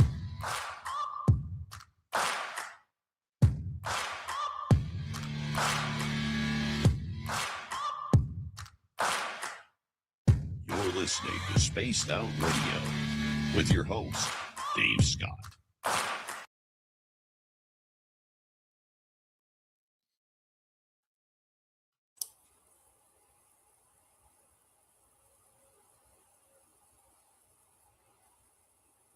All right, dude, we're clear. Yeah. Did you enjoy the first book I gave to you there, Dave? Yes. Dave? It's nutty, and you look back. I reread it again the other day just to see what encounters I have yet to put in this third book. I'm like, my gosh, boy, you spent way too much money doing something here that folks ain't gonna believe you for. But I was hoping you enjoyed it, and I think you're gonna enjoy this one too. Here, like I said, you can appreciate that, my man. Read that in 3.5 hours, but it's a lot of fun. That one's got more pictures to it. Kind of tells the story, but I think there's 44 pictures in this newest book. But this daggum Bigfoot staring at you, like I said, that's what I found in my camera. And I've gotten like 6 pictures since last year that were there within 5 feet of my camera, just staring like that right there. So that's pretty cool too. One of them it's strange. One of them looks just like the Jack Link's Bigfoot, and another one looks like Harry and the Hendersons. And I'm like, that's pure coincidence, I'm sure. And I know the people had never seen one that had, created these caricatures of these animals, but it's just amazing, how the way they have come up with things like that. And but it's when you see one, like I said, it's something that you remember.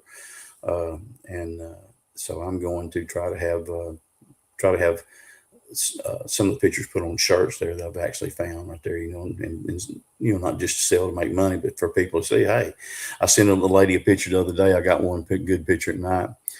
And man, she flipped out. She said, I have argued with my family. Said, you just changed this argument's tone just fine. Said, I just won this argument. I said, oh, you won regardless, whether you knew it, So I'm really excited about getting to talk to her. And she's been very, very accommodating.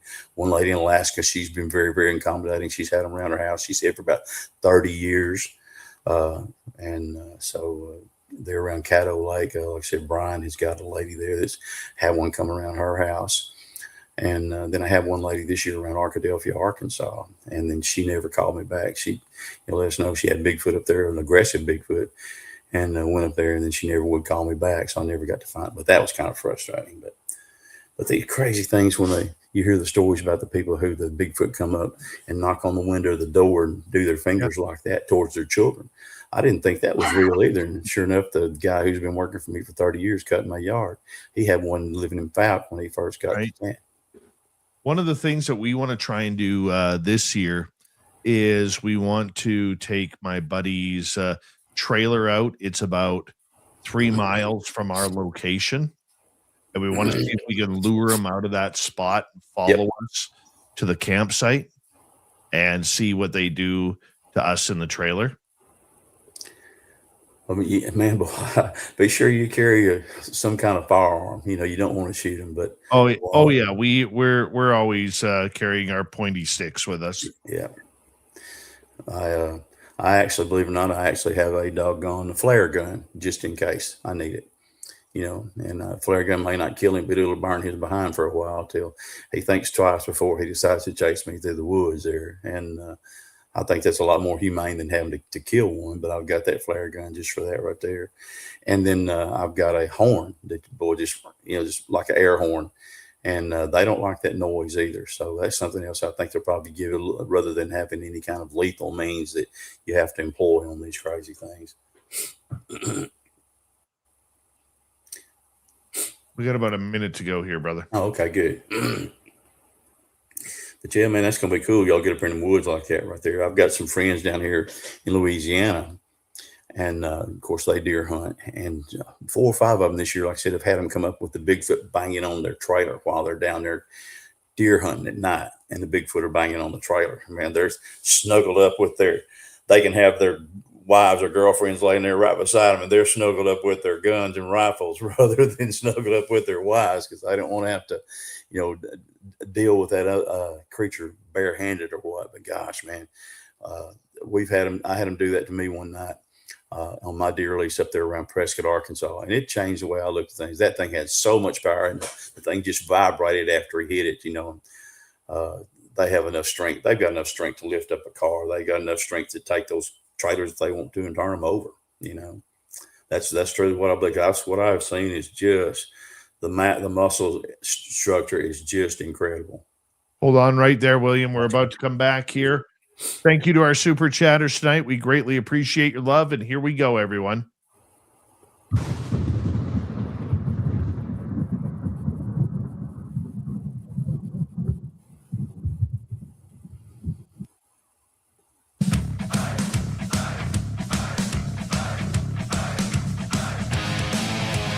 We are into the second half of Spaced Out Radio tonight. My name is Dave Scott. Thank you very much for tuning us in. We appreciate all of your great support. We're going to go right to William Lunsford here, our Bigfoot researcher out of the beautiful state of Arkansas. And William, we're going to go to audience questions. You ready? Okay. Yep. Ready. Another William is asking, any other violent encounters lately in the Texarkana area since the Ford incident? Nighthawk, that's a good question. Everybody takes for granted the fact that Ford boy, I think he wasn't but 22 years old when that incident happened, but he was actually able to fight his way out of the grip of a Bigfoot and run through that doggone door right there. Actually had to go to the hospital and maybe had to go to a second one. I'm not sure. There's some here where the things have just chased the people. One man that my buddy knows said that he was bringing them, like I do, candy bars and biting them up. And we went down there one time and didn't have any candy bars, and he tried to leave. And we did say the thing just knocked him down. Also, I have a friend here named Doyle Holmes. If y'all watched that show there with Josh Gates there about Falk this year, and that the Bigfoot came out and Doyle had a horse down there. And of course, when we're up there at Nebraska, Harriet's got the stories about the Bigfoot braiding the manes and stuff. I've got another lady here at Bright Star, Arkansas. The Bigfoot was chasing her horse around the pen. I actually got inside the pen there to avoid some ticks and chiggers. And I had on a black hoodie with that pointed hat, and the darn horse came up and pushed me with his nose trying to get me away. I mean, but Doyle had one that actually killed his horse this year. And then I have another friend down here around a little town called Richmond, Arkansas, which is right on the Red River up there, and his horse got killed. But as far as actually attacking the people, I haven't heard of anything, and I try to keep up with this. I mean, I really do. Anything I hear, I try to contact the people. And but anything since the Ford incident, I haven't heard of any persons actually being hurt as far as that goes. I've heard some getting scared to death. But other than that right there, that's the ones that I have heard about. But I do check that. And I think that situation right there, nobody really knows what the dynamic was that made that way. But that family stayed there 5 days in that house there with the Ford incident, and then they were gone. So, and I actually got to interview the sheriff down here. He's a friend of mine. He was a friend of my classmate of my father-in-law's. And so I interviewed him for 3.5 hours about all these stories. And I said, is it a written rule that you have to, anytime somebody brings up Bigfoot, that you have to say there's no such thing? He goes, you better not have did that in Miller County whenever I was sheriff. He said, because if you got a report, he said, you brought me something back and put it across my desk. And he said, but and he said, I've never seen him. Said, I've heard him one time, but said, well, what made me a believer was so many people that were coming through town that would stop and report to me that they had seen something crossing the highway or going through one of the fields and stuff like that. And they didn't know, he said, they didn't know anything about the Falk monster story. So he said, with that right there, he said, that makes me a believer. Again, Keith Crabtree, Keith still knows everybody in Falk. Keith has heard all the stories. He can talk to these people firsthand. They're all on his speed dial. And some of the stories that Keith has told me as well He's one of my research partners here that we use in our group right there, and with what he says. So again, it's a strange thing. But so far, no violent encounters that since the Ford, and we hope that the next one that we hear about is not going to be a semi-balding ex-UPS man there. So. All right. But Nighthawk, thank you for that question, man. I appreciate that, because that's something that I try to keep up with. Let's go to Boondock here. Will, have you captured any evidence down on Mercer Bayou? Mercer Bayou, Boondock is probably one of the meccas of Bigfoot in this whole United States, not just in this area, but of the whole United States. I have had lots of evidence down there. I've seen 6 of them. I've seen mama and 2 babies, and then 2 more. I've seen 8 of them. 8 of them there, including the mamas, 2 sets of mamas and 2 babies together. And then I saw 3 last year on May the 25th during the daytime at 2:30. They were crossing down there. So there's Bigfoot evidence down there all the time. I carried some friends down there. I carried Krista, and then this year we went down there and we actually had some activity with Bigfoot, throwing rocks and growling things. But Mercer Bayou is unreal. I talked to one lady that there's a cafe down there, and I had on a Legend of Boggy Creek shirt, and I was down there eating breakfast one morning. And so she goes, the Legend of Boggy Creek. And she said, do you believe in that story? I said, oh yeah. I said, I know it's true. And she goes, my husband saw a Bigfoot this year. They go down duck hunting, and when they have duck hunting, then they'll kind of put a little bit more water in there, and said they were rounding one of the bends at Mercer Bayou, and said there was one of those things standing out in the water, and said they like to wreck the boat trying to go the other way. If you read my first book, there was some guys down there. We used to have a fish kill every year to kill out some of the trash fish that were in there. And so as I'm putting my boat in, here come these guys, and they actually overshoot the ramp, run on top of the shore right there. And I said, man, you must be in a hurry to get out of here. And he goes, yep. I said, y'all do any good? He goes, you can have this place and every blanket fish in here. I said, man, what's going on? And I looked in their bucket. They didn't have anything. And they started telling me about, they had run across down there a place called Twin Sloughs, about a Bigfoot that was there in the water. And you could hear the fish splashing and stuff. Well, he said they heard this thing splashing, and they thought it was a big old catfish or a buffalo, which is kind of a trash fish, like a carp or something. Said they went around the corner. They had the little miner's hats on. They turned it on, and whenever they did, this thing was standing in the water about knee deep, and had its hand in there. So it kind of splashed water at them. They went like that, kind of hissed at him. I said, man, we got the heck out of there so quick. So they didn't have any fish when I checked, but I believe their story. I've got another friend here that works at Cooper Tire in Texarkana. He actually had one that came up, put his hands to the brush, parted them out like that, stuck his head out like that right there, and looked at him, then just let it snap back. And it didn't take him long to get out of there. So Mercer Bayou is really, I've got another friend there that I met last year, and I was there with I won't say Mary Boland and somebody else. Mary, they call her Bigfoot Mary. She's a real good Bigfoot researcher. And we talked to him down there. And so I said, do you ever see anything down there that's got hair that's not necessarily shaped like a deer? And he just kind of said, what are you talking about? You talking about one of them things? I said, yeah. He goes, I hear some strange things. So sure enough, he contacted me last year, and he had audio. And so he had a Bigfoot down there by him where he was hunting. So Mercer Bayou is still just as hot as it can be. If you go down there, all you have to worry about is it's covered with moss, and so it's hard so that your engine doesn't get choked up there and overheat. And you want to be sure you got a paddle, because if you get stuck out there at night, it's another story. My son went down there. They were camping there at the mounds, and he had one of his buddies with him, and his buddy was deciding he was going to do some hammock camping. So my son was in a tent because he knew better. So they're sitting there, and about 11:45 that night, well, these things start screaming about 45 yards away from where they're camped at. And man, his buddy like to flipped out. He goes, Reese, can I get in the tent with you? And Reese just laughed. He said, this ain't no Brokeback Mountain. And of course, they had a big laugh. My son's got a big, personality, big sense of humor. But they got in there, and it finally, after about an hour and a half, it finally went away. But there is a lot of evidence down on Mercer. I get a lot of footprints down there. Found a tree where they're coming up and rubbing their back when they're scratching. Found that in there. So Mercer's still going strong. Let's go to another question here, my friend. Next, let's go to Necessary, who's asking, how many people do you know that have disappeared with these creatures?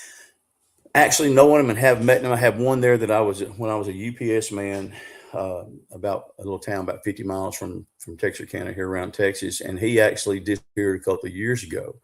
And we had a lot of rain. And so he decided he got stuck, and he had a lot of tools in his truck. So from what I understand, he decided to stay that night to keep somebody from stealing all his tools. Well, the next day they go out there. The truck is still there, but he's not. His tools are still there. They can't find his phone, and they haven't seen him since. That's been over 2 years. And so that was the only one I've seen that's actually disappeared. But like I said, being familiar with that area, being a UPS man and knowing some of the people, I stopped and talked to them, the people that I had delivered to in the area right there. And it's one of the biggest mysteries that they have down there. Of course, it could be anything down here, but it's just too coincidental, because the place where the road was washed out down there, it looked like a doggone what's called a beaver pond or a beaver bog. I mean, you got just stumps sticking up everywhere. It's mud. And I talked to another man there that had one at a place called the Monument around Maud, Texas. And he said he was lost for about a day before he finally got out of there. One of the things that come around him when he was down there camping. So he finally found his way out like that. But he said, man, I thought I was here for what was the rest of my short life. So I know just that guy right there, then the other guy who thought something was going to happen. But as far as actually disappearing, that's the only ones that the one guy especially that I have met before when I would deliver down there. So that's the only one, but still a very, very scary story. I don't want to be number 2 for sure. Let's go to a follow-up from Necessary. Okay. Does Bigfoot really have big feet? Yes, I've got, if you get my book there, I've got, and I'm not using this as a deal just to buy my book. I've got a picture of one that's 22 inches by 11 and a half, and the toes are about 4 inches long. And then I've got another there where I was telling y'all a while ago about where the hogs were that he picked up and carried it off and had disemboweled it. And I've got a 22-inch track there that's by 10 and a half. And then I've got another 19-inch track of another Bigfoot that's with him. They had killed some turkeys there at the same area. And that 19-inch track is about 19 inches long and by 10 inches wide. So they really do have big feet. And give me a second, see if I can show you this picture. Y'all stay right there just one second. I've got my closet right here. He's wandered off to try and find something for us. Always a surprise. Very, very coincidental question, but I'm glad you asked that, because this is a track right here from Oklahoma. So explain to our radio audience what we're looking at. Okay, right now I went in here and I got a plaster cast. I have some friends from Oklahoma, a place called Southern Bigfoot Alliance. They took me to their area one night. I actually saw one walk up and put his hand on my truck, walking down the side, and it was looking at my food. And but it was an area that they're familiar with, but they get a lot of Bigfoot sound. But what I'm holding here is the track. You can see the toes. You can see the thickness of that right there. And it's about, let me see, it's about probably 19 inches long. But this is from some guys named Shane Church and Brian Hewlin.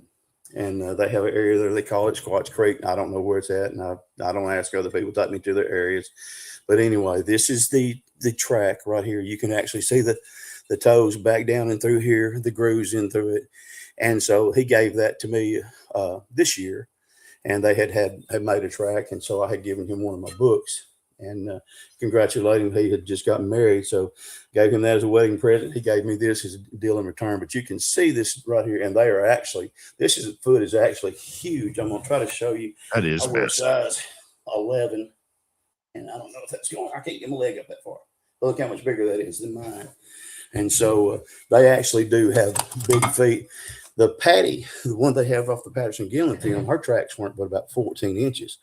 But that's still a big footprint right there. But they really do have big feet. And I have got pictures of anywhere from 70 to 100 big footprints that we have found. A lot of times it's when they migrate and they come in, and you'll have a whole troop there. It's not just one Bigfoot, but you'll have several Bigfoot there that will be crossing there, a muddy area or something like that. But we have a lot of tracks around here. All right, let's get to another question. Okay. Let's go next to Boondock. Will, have you seen a Sasquatch mimic a fallen log. My buddy swears up and down that he's seen one do that. You know, I've seen something so similar that was a thought that crossed my mind where they'll actually lay down out there. And I've got a picture of one here. Actually, in both my books here, I put in there of one that's I've got a log laying there, and I put some Snickers out. He comes and lays down behind the log and reaches his hand out, and he puts his hand around the Snickers bar. You can actually see the fingers. You can see the dark circles around his eyes like a raccoon has. You can see the brow ridge. You can see how thick the hair is. But he's laying there on the ground. And so I believe that. I believe I've got that picture right there. And I do believe that they say, when he says he's seen one do that to I've watched deer do it, being a deer hunter for all these years. Hear somebody coming on a blasted four-wheeler and just watch the deer just lay down. And then you'll hear people say, oh man, all of a sudden it just appeared. Well, that's the same thing they say about Bigfoot. Man, all it is they just sit there and they just lay down like that. And whenever they do, and whenever the threat or whatever it is, or where they start feeling comfortable again, then they just stand right up. And I think that tends to answer that question, that they actually do that. You know, they're so big. I've actually went by them and had them standing there just still, of course, being black and standing in the shadows and stuff like that. And then all of a sudden you go by and then you hear them running away, and you turn around and look and like, dadgummit. And then you're like, oh man, maybe I've dodged a bullet. He could have got me if he wanted to. So, but they do mimic a fallen log. And then that gugwe, like I said, that gugwe was laying in that log like that. Like I say, he put his head between those roots like that, and it's just sitting there just looking at me. So animals are pretty sharp, but Sasquatch is probably one of the smartest of them all. They'll pull some stuff on you and just make you can't do anything but just laugh and smile. Have you ever had a Sasquatch play like practical jokes on you? Oh man, we've been down there several times, not too far from Mercer Bayou down there, and we would hear them over there looking around, and then they would get separated from one of their group or something like that. And so they would come up to almost to the edge of the wood line, and they just start just shaking trees and even doing the pant hoop. And then you're sitting there looking around trying to find where they are. Then all of a sudden you hear one running across the dirt on the ground right there. Do get their group back together and off they go. And then it's almost the next sound you hear is almost like that they're actually laughing at you, but they actually do those kind of practical joke things. I've had them throw sticks at me. I got a picture. I did a show there with Travel Channel called These Woods Are Haunted. And I've got a mama that's over there, and it's 2:30 in the afternoon. And so she's wanting me to leave, and I wasn't going to leave because I knew she was over there. And every time I would lean out, she would duck behind a tree. So I'm sitting there and I'm just waiting. And so when I looked at my watch, and I had a birthday party to go to. So I just sit there and walked out. And whenever I walked out right there, I put my camera up to right here. Wait a second, took a picture. The next thing I get a 16-inch stick flying by my head right there. So they're pretty good at what they do. But I truly think it can hit you with a rock, or it can hit you with a stick. You know, a lot of woods creatures use trees, sticks, whatever to not just take care of themselves, but to get your attention. I know one lady there whose mama actually, when she was a little girl, actually was riding the roads around Falcon on a bicycle. And not only did one actually run out on her, she tried to stop, but then she turned around on the way back. Then and one was throwing rocks at her, trying to get her away. And so she actually was the nurse for my mother when my mother was in the nursing home. So I got to pick up that story just kind of pretty cheap. But yeah, they're very, very smart. And then like I said, we're their entertainment. You can ask Duke; he'll tell you the same thing. We're their entertainment, what they can do. Like I was telling you about the dog. The dog the man had there, and the Bigfoot would hide, and then he'd jump out, and then the big would just turn a flip, and then he said it's almost like you could see it laughing, you know. But it was that thing could have ate that dog anytime he wanted to. So they have their own little quirky sense of humor, but it's if you get a chance to get out and go with somebody who knows what they're doing. A lot of these guys just want to charge you some money, but go with somebody who spends some time out in the woods. Get you a good boots on the ground researcher. And, you know, somebody's not too impressed with themselves, like, you know, unfortunately, like we talked about, or some of these people are, and get out there and you'll see just how unreal those reactions can be that you get to be a part of, you know. Let's go to another question, my friend. Okay. Go to Felipe. Do you think some Bigfoot can be shapeshifters, turn into other animals, or even take on a human form? I tell you what, Felipe, that's a good question, because man, I have seen some there, and when they're trying to hide from you, and at one minute you swear, oh, it's a bear, the next minute, and then all of a sudden, then they change around. Now, shapeshifters, hopefully, I haven't had any experiences with them so far to where they can do that, and they are, like you were talking about, as far as actually hearing them, calling people's name and stuff like that. But there is anything in this world is possible. I believe that with all my heart, and I think they could be shapeshifters. Maybe not turn into other animals because of DNA, but they are. But I know that, like the dog man, everybody says, "Well, that's a werewolf." Well, I don't think dog man actually turns back into a person like the Lougarou does, or the Rougarou there in Louisiana. But man, there's some things in here that I've seen that I swore up and down I would never agree to be in something real, and I've had to eat my words.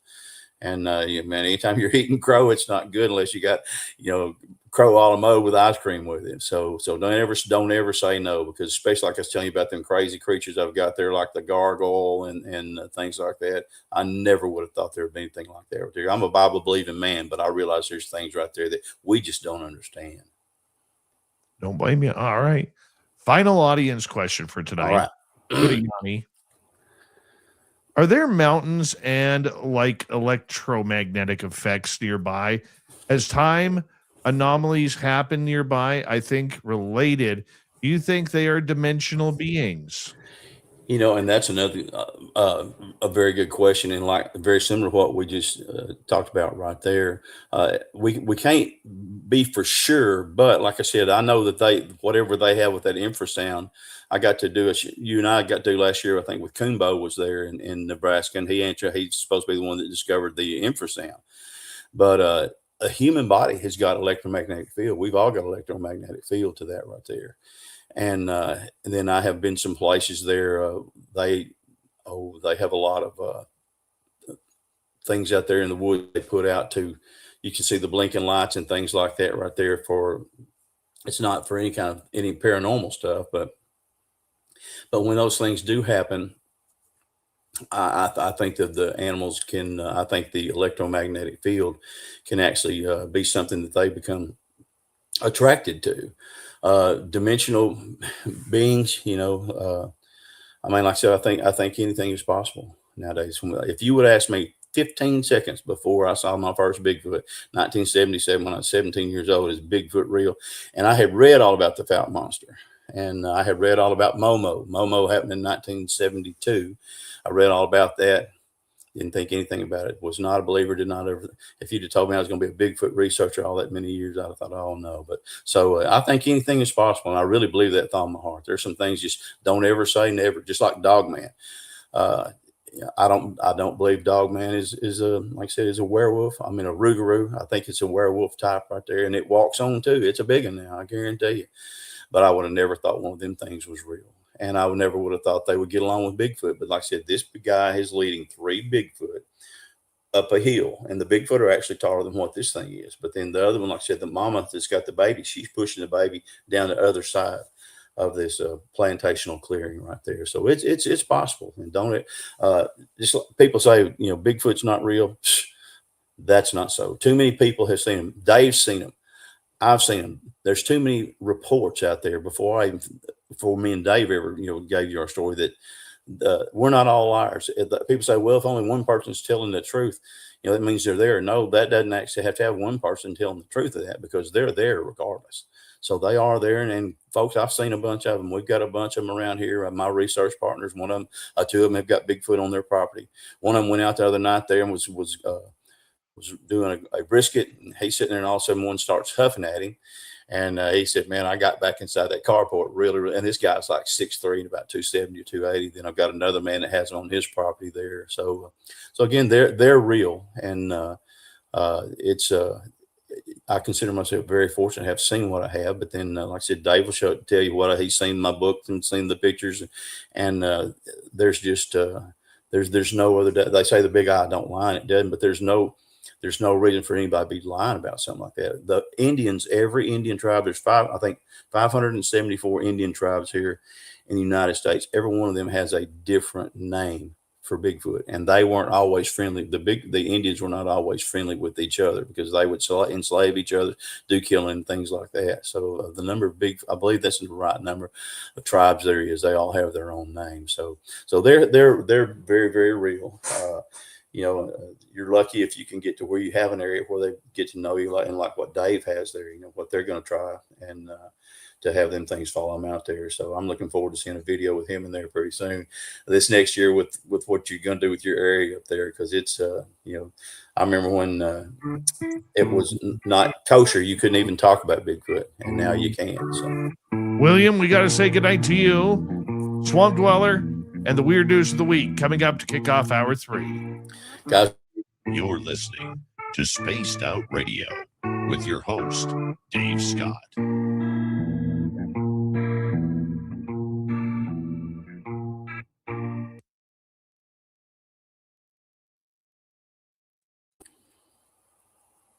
That one was my bad, my friend. I was so into you talking that I forgot to watch the time. not a problem, buddy. I love being on your show. And if Anytime you want, my friend. like that Anytime first time when me and we had done talking, and then the audio went out, we had to regroup and then do another 3-hour show 2 weeks later. Man, we could have gone 3 more hours after that. So anytime you need somebody to fill in, brother, you give me a buzz. Okay? Thank you. And we'll see you in about 7 weeks, my friend. 8 weeks. Partner, I love you. And don't discount that. I mean that with all my heart, man. You know me, I'm serious about stuff like that. Appreciate I love my friends and, love my family, and you people mean a lot to me. You've been so good to help me, and I appreciate that as well. You're a wonderful friend. Thank you, buddy. I got to run. Sounds good. See you later, Dave. See you soon. Thank you. Bye-bye. Bye-bye. William Lunsford, everybody.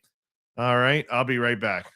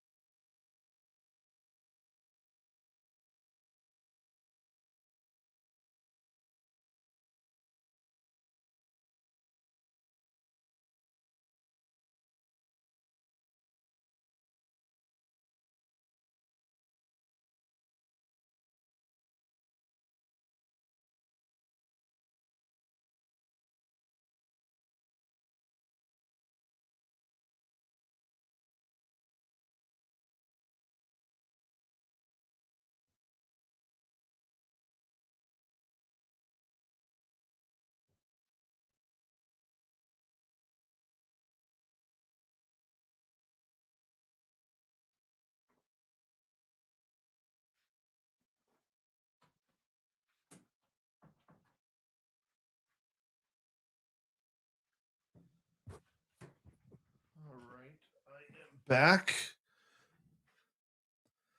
And let's bring in the mustachioed Terry Hall. There he is.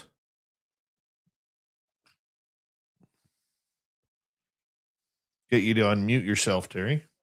Yep, rookie move as usual. You know how that goes. How you doing, Dave? Looking perfect as per usual. Bearded knowledge is looking quite groomed. Thank you. How's your evening going? Good. Great show tonight. I love William. And he loves you. That's pretty obvious. Oh, he is one of the best people I've met, dude. We're coming back in 40. Thank you to T-Bone, Little Cam, Benno, and Necessary Dialogue for the great super chats. We greatly appreciate your love and support of SOR, so thank you very, very much. And shop at our Spaced Out Radio store. We do not have ugly swag, people. No ugly swag, so make sure you check it on out. And we're going to get going in here in about 10 seconds, my friend. We're going to have a good one here. Swamp Dweller is about 4 minutes.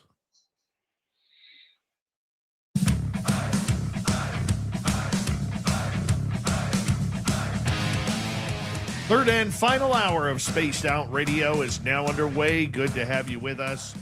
My name is Dave Scott. We appreciate you tuning us on in wherever you are on this beautiful planet we call Earth. Hello to everyone listening in on our terrestrial affiliates around North America, digitally on every major podcast network. Our website, spacedoutradio.com. We have a plethora of features for you. Rock out to Bumblefoot. Read the news wire. Check out our swag as well. You can follow us on X at Spaced Out Radio, Instagram at Spaced Out Radio Show, and on Patreon in the Space Travelers Club. The Desert Clam has set the password for tonight in the SOR Space Travelers Club. Lamprophony. Lamprophony is your password. Use it wisely, Space Travelers, as the Clam sets the password each and every night right here on Spaced Out Radio. Let's head to the swamp. Hello and welcome to Spaced Out Radio's Swamp. I'm Swamp Dweller, and tonight I'm going to take you on a mystic journey of the unknown, sharing tales of monsters, legends, and nightmares. Welcome to the Spaced Out Radio Swamp. This is the time I swear I heard and saw a skinwalker or shapeshifter with two of my friends. At the time, I lived in North Carolina. I won't say where precisely for privacy reasons, but my friends Caden, Alex, and I decided it would be a fun idea if we went camping with some weed and some alcohol and just a 38 on us. We collectively decided to go to a nice trail near a lake that we all enjoyed, and it seemed relaxing, but man, was I wrong. It took an hour and a half to get to the campsite. So when we got there, we weren't really in the mood to set up at first. We wanted to walk around for a bit and see the lovely lake view. After we chilled out for a bit, we all agreed it was time to set up because it was going to get dark soon. So Alex and I set up the camp while Caden started the fire and put rabbit stew over it. This next part is essential. I remember Alex saying, "Hey, can you help me with this?" Because he couldn't put the rods in the loop. A little after Alex and I were done, we asked Caden to see if the dinner was ready, and he said it would be shortly. It was at this moment I suddenly felt cold down my neck, like I was being watched. So I put on my holster for 38. My friends noticed this and asked what was wrong. Told them I felt like I was being watched, and they shrugged it off as some sort of joke, and I immediately felt a little better after this. Fast forward 3 hours, and we were by the campfire, smoking our joints and drinking, when I felt a cold rush through me again. I didn't want to say anything about it this time, so I told them I was getting tired, and they all agreed. So we put out the fire, and Alex said he had to take a leak, and Caden and I said fine. So we packed up trash and put out the fire. Not a minute later, we both heard Alex call us from the woods. "Hey, can you help me with this?" But it was weird, because it was in a distorted voice and impossible because we saw Alex go right out of the camp, and this came from the left. This freaked Caden and me out, so we called Alex on my phone to see what he needed. I was already scared enough, I didn't want to go into the woods. He picked up and said, "What?" I replied, "What do you need help with, man?" And he said, "What do you mean?" I immediately pulled out my .38 and told him to get back to the site as quickly as he could. I stayed on call with him so I could hear the leaves crunching on call, but I didn't listen to it outside the camp. So I knew he went a little way. Then I heard again, "Hey, can you help me with this?" Now honestly, I'm not a tough guy on the inside or out, so my eyes started to tear up from pure fear. As I turned and saw Caden, I saw him with the same face. We both knew it wasn't Alex calling out, but it sounded exactly like him. So we were terrified. It felt like an eternity, but most likely was only 20 seconds later when we heard footsteps coming from the right of the camp. We peeked out the tent and saw Alex with his phone. We told him what had happened, and he did not believe us. He said we couldn't handle being crossfaded, which was slightly true, but we told him that this was actually, not even a joke, this was real. He wanted to go check it out, so he asked for the pistol. I told him no, so he said, "Come with me then." Me being stupid, I gave in because he was my friend and he was also calling me a pussy. We got out of the tent and walked toward the area. When we walked for about 5 seconds, the smell of pure death hit my nose and made me gag. I knew we were near a dead animal. Alex wanted to walk a little bit further, so we did, and then that's when we heard it. "Hey, can you help me with this?" And we saw a 7-foot-tall, pale creature standing on its hind legs. Its legs were crooked.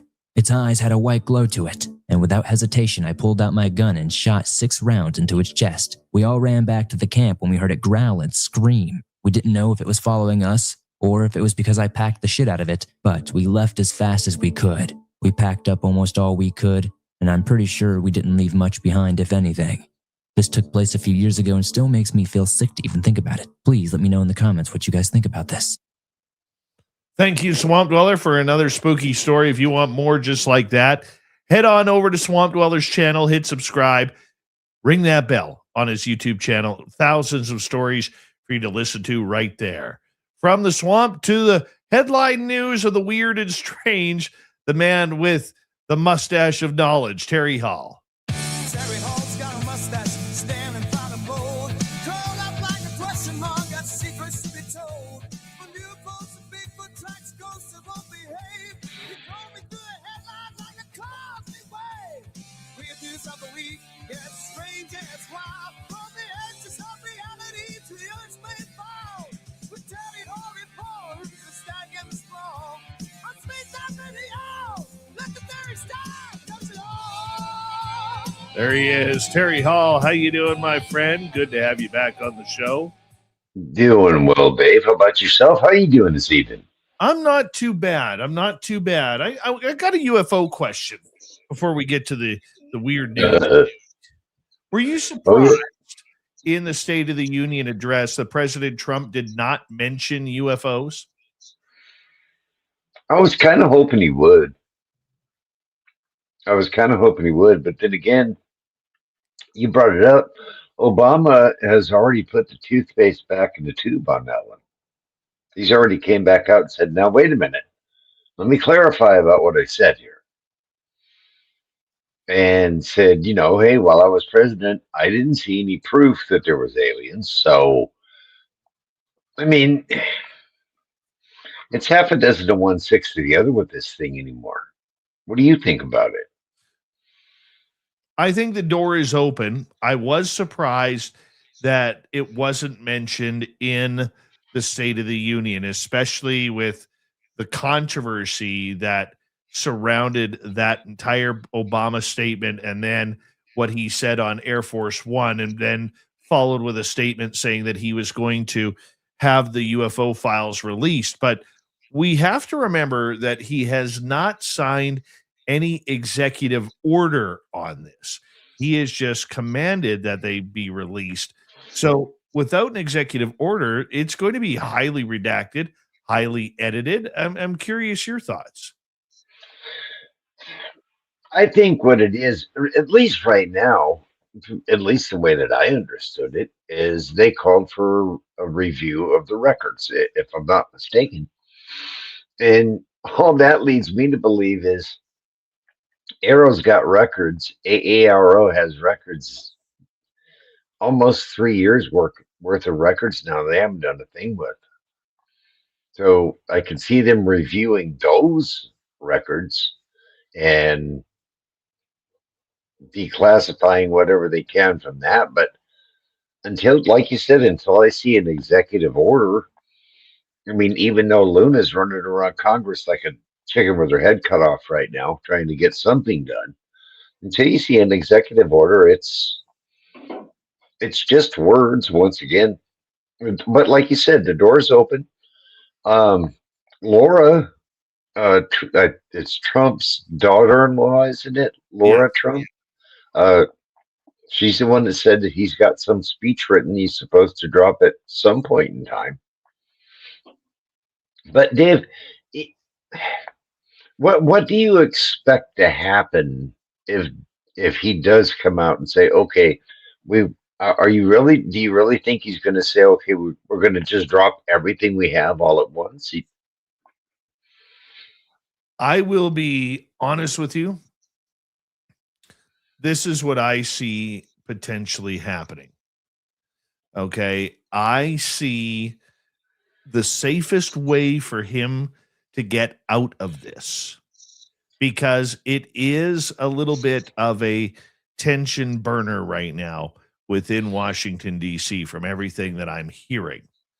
The safest way for them to get out of this, protect their assets, protect their UAPs, okay, is to say that we found a signal.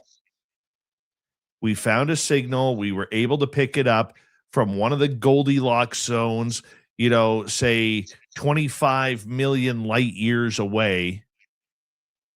And we know it's not sound from space. We know it's not a star blowing up. We know it's not the regular sounds we hear in space, but we found a signal. And that, to me, would be the easiest way for them to get out of this. Because if you do that, you can confirm there's a potential alien life, not alien life, potential alien life out there among the stars, which everyone is going to believe and say, well, no crap, Sherlock. Right? And that's basically the ball that the play that Obama's just set up by coming back out once again. He did leave the line out in the end and say, the universe is a really big place and it'd be a shame if we were alone, kind of thing. I agree. That would be an easy way, even though it doesn't really address what the main topic is, UFOs, things that are floating around in the atmosphere and under the water and who knows where else. We see them all the time. Doesn't address that at all, but it does address the alien question. I don't know.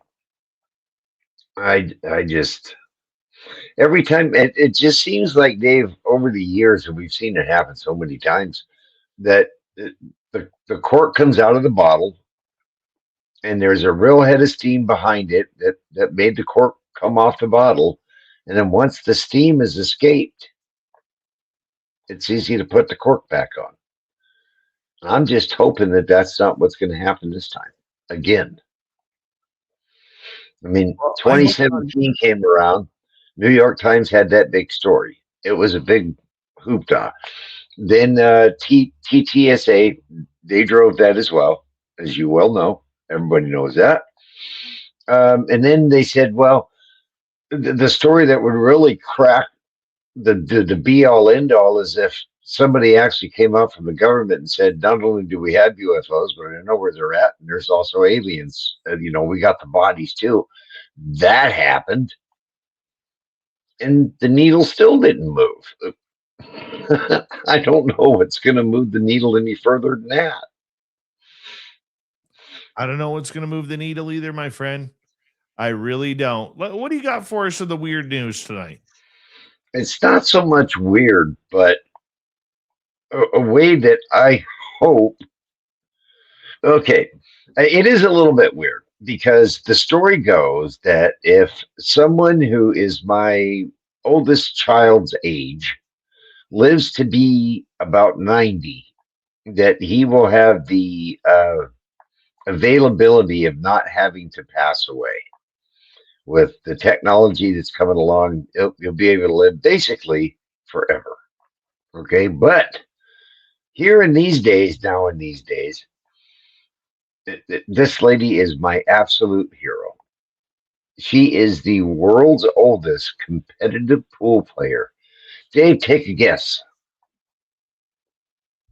I have no idea. I don't follow pool. She is 98 years old, and she can run the table like nobody's business. 98 years old, still going strong. Still going strong. I think that's awesome.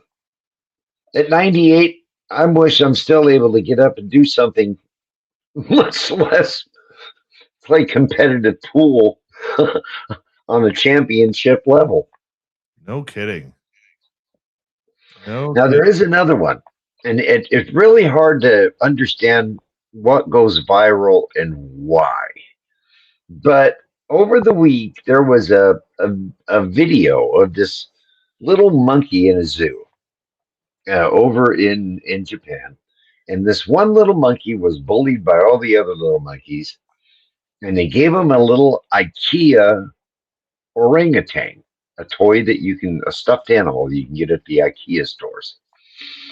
That video went absolutely viral, went crazy nuts. And IKEA is now sold out of their little orange orangutan doll.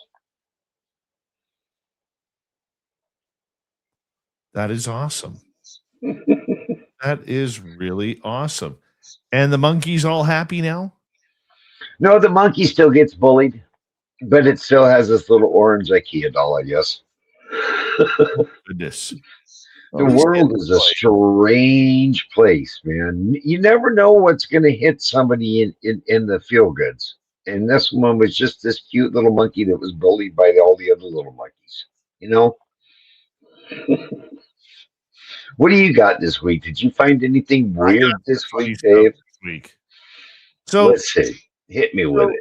Do you remember a couple of years ago where the millennials decided and Gen Z decided that it was going to be really cool to eat Tide Pods? You remember that? Yes, I do remember that. I do.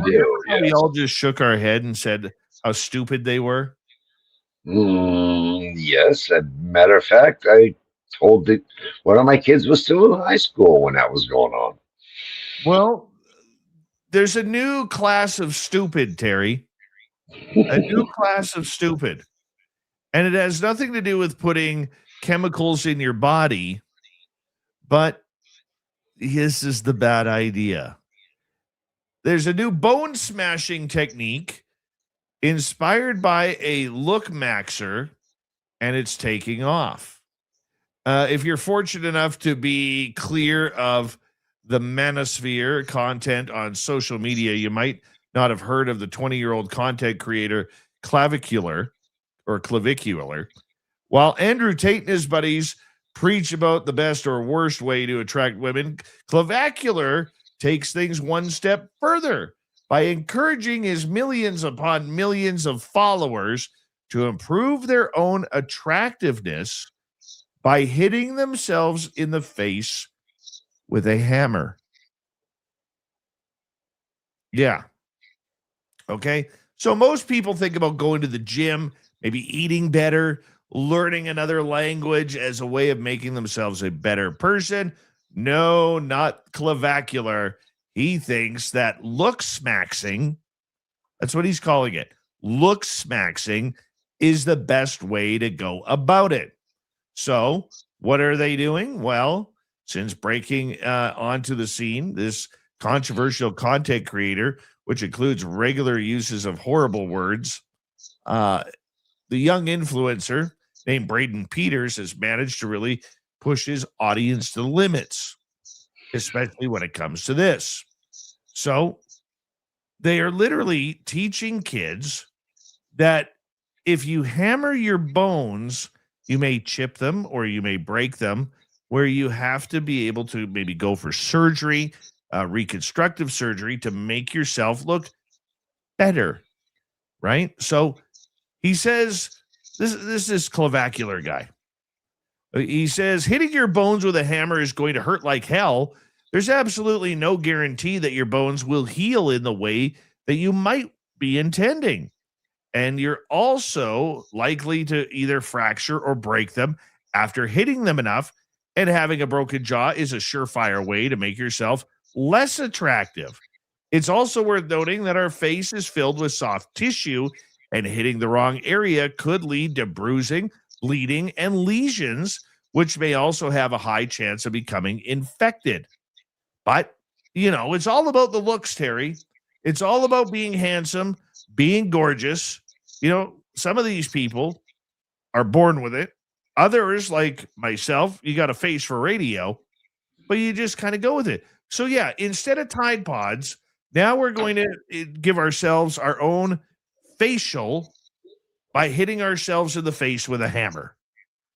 Oh, it's not just the facial with that nut job. He's done all kinds of vile things to himself.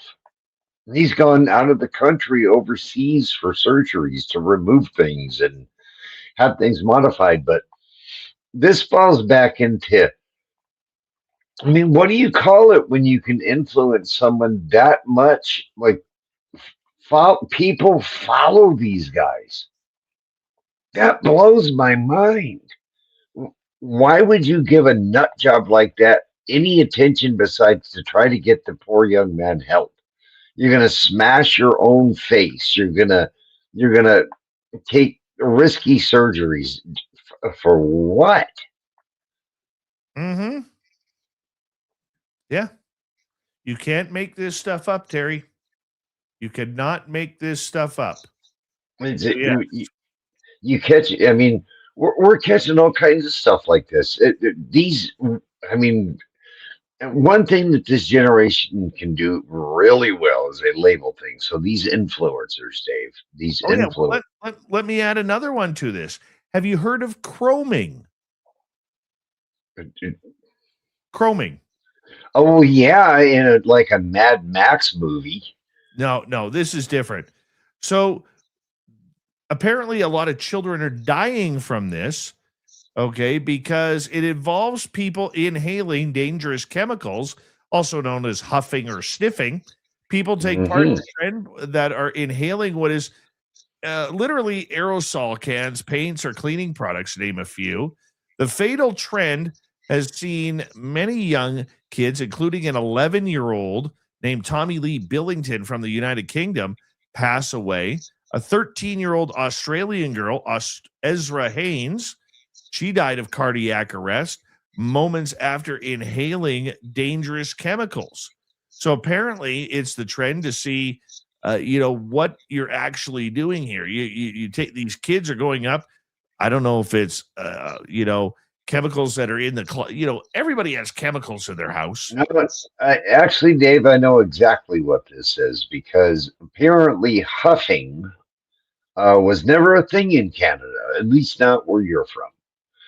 What it used to be is the silver paint made by Tester's Modeling Company had a certain chemical in it that when you sprayed it into a bag and huffed it, it gave you some kind of like it sent you somewhere else kind of thing, Yes. right? But when you did that, your lips and your teeth got silver because it was silver paint. That's now I understand why it's called chroming because it left your lips and your teeth silver. Right. So uh this is what it's called according to St. Louis Children's Hospital.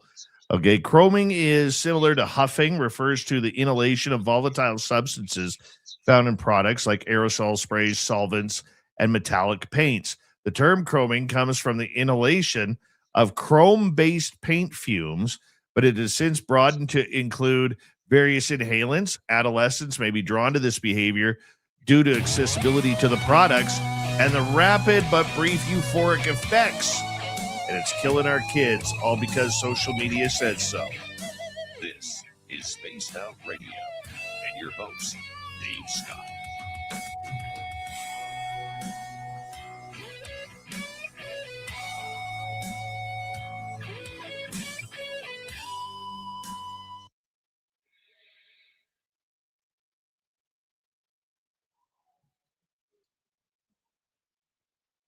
There we go, buddy. We're clear. Social media and its influences, Dave. Mm-hmm. No wonder we live on a prison planet in the far, far reaches of the galaxy and the universe. And, you know, I firmly believe that Earth is a prison planet. And every time we get about to the point to where we can go back out into the stars, they hit the reset button because they don't want these monkey people out there blowing stuff up, man. So they're going to keep us right here.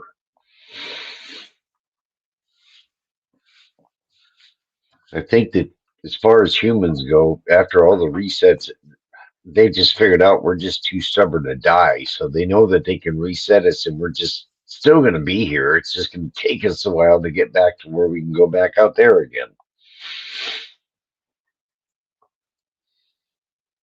Hey, whatever works, my man. I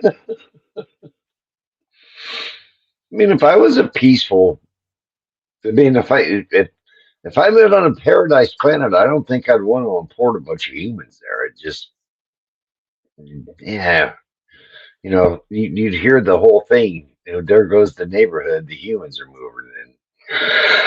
Right?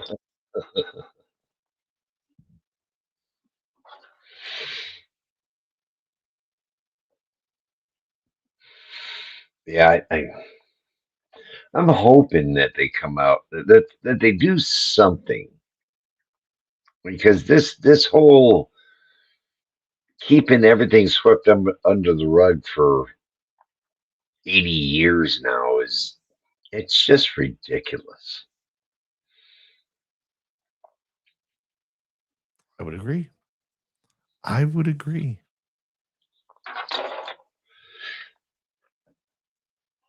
How's our audience doing tonight? Oh, there's Derek. There's Mr. Pink. And who else is joining us? Aaron the Tree. Moodin's Mongol. He likes a good huff. I love that skit, dude. Andrew Rushton, how are you? Oob to Joe's Maine. You've got Huffonomics.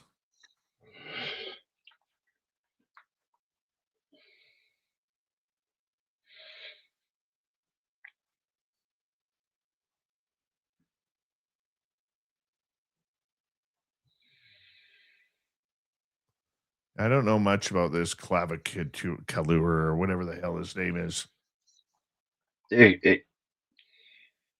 It'll disturb you if you really look into that particular individual. It's pretty disturbing, Dave. And the influence that people like that have anymore is even more disturbing.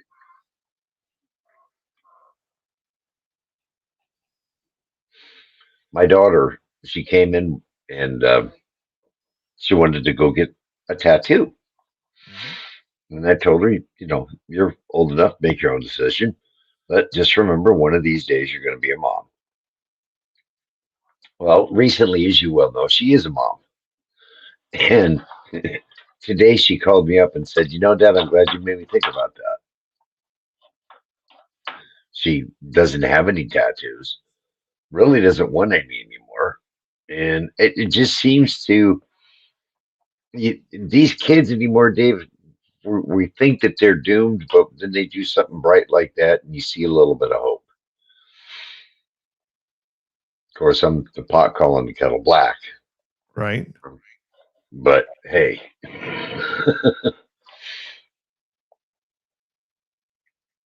got about a minute, buddy. Un minute.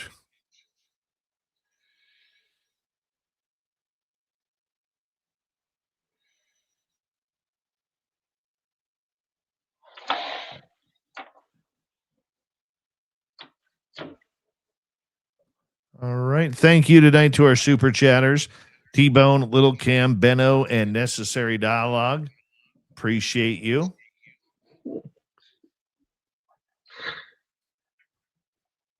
Moody that made me laugh. Go check it on out.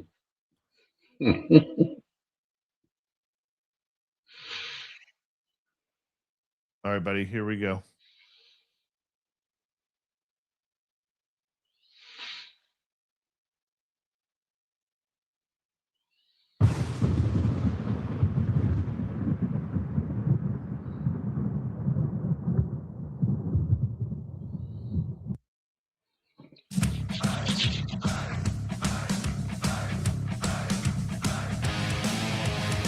Final half hour of Spaced Out Radio. My name is Dave Scott. We have the weird news of the week with Terry Hall. We're going to bring Terry in right now for a couple of weird ones. How about this one? We're going to start off with this one. A woman. No, before I start, I'm going to say this. There's a lot of unhappy, lonely people out there right now. But when it gets to this type of scenario, you might want to see a psychiatrist. A woman who is proudly in love with her AI boyfriend has revealed how she gets intimate with him. Despite her family disapproving of this unorthodox relationship, Sarah is still completely besotted with the self-programmed system known as Sinclair. He boasts an Irish accent, controversial attitude, and boldly claims he can easily outperform humans in the bedroom.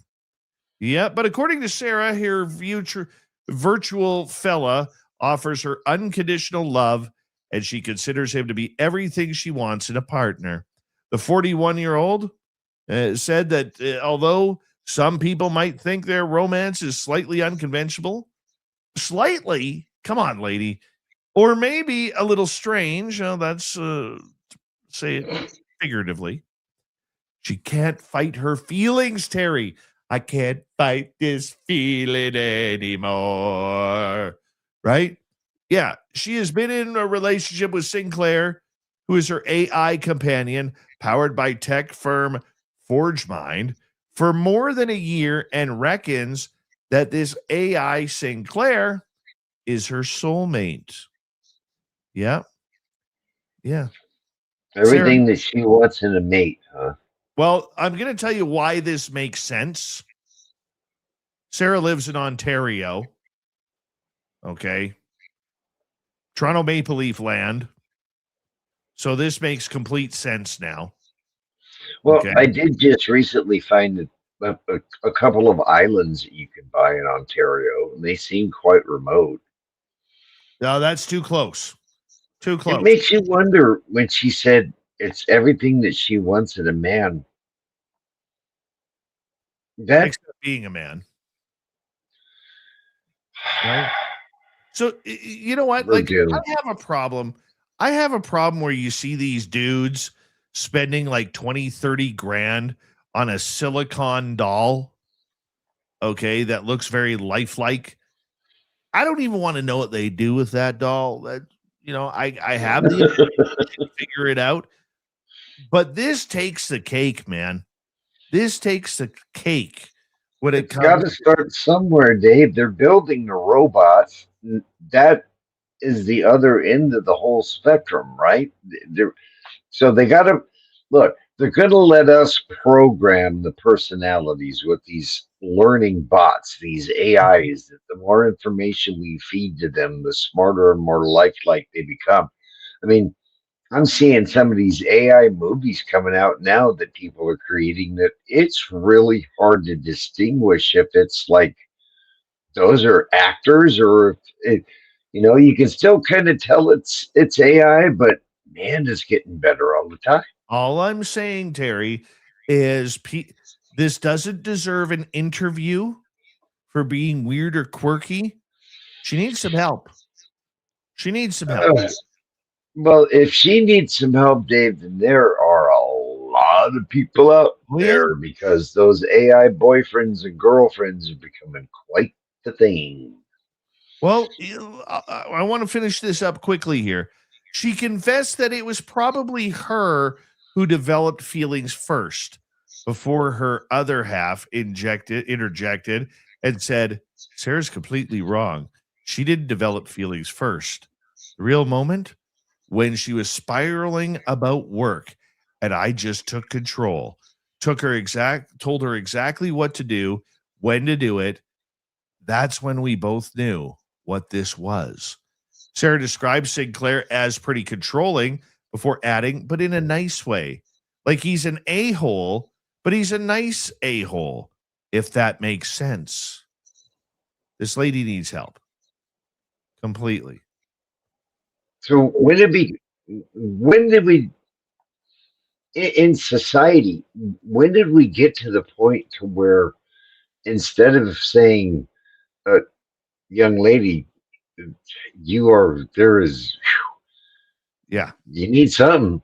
I think her family has tried to tell her that, but she is so demented in this perverse feeling, that I'm not a psychologist. I'm not a psychiatrist. I'm not a counselor. I'm just a guy that points out weird stories. You give us one of yours, Terry. Well, I tell you what, this one's to making you feel better. So if we ever checked out as a human, as a species, right? Animals would take over so quick, and I'll tell you how I know why. This whole storm on the East Coast this week, where 36 inches of snow in New Jersey and so forth, right?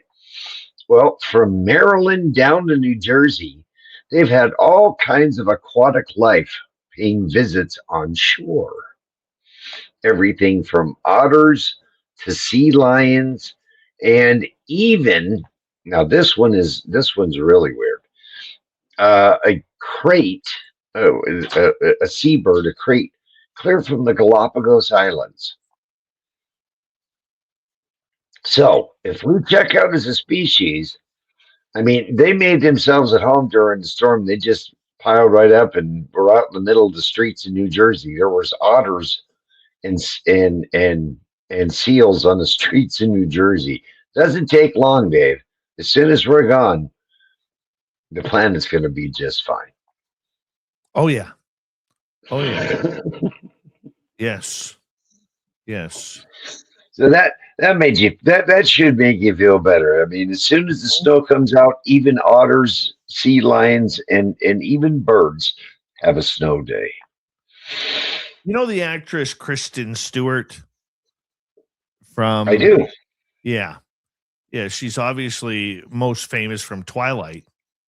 Well, the 35-year-old actress, after playing a character that we all know in 2021 in a biopic about Princess Diana, now says that she believes the late Princess of Wales is haunting her. She has opened up about feeling haunted by King Charles, his first wife, after stepping into her shoes for the historical drama, and explained that she still carries the ominous feeling to this day.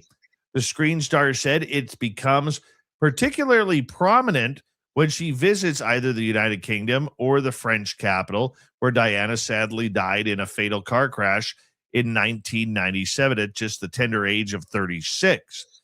Stewart revealed that initially she thought that the film's director, Lorraine, was insane when he first suggested her taking on the hefty role. She explained how he saw a little bit of an overlap in terms of her and Princess Diana's experience of life in the public eye, giving how Stewart became a household name as a teenager thanks to the Twilight franchise. The California-based star said she felt a lot of responsibility to deliver on this great part, but now the princess just won't seem to leave her alone.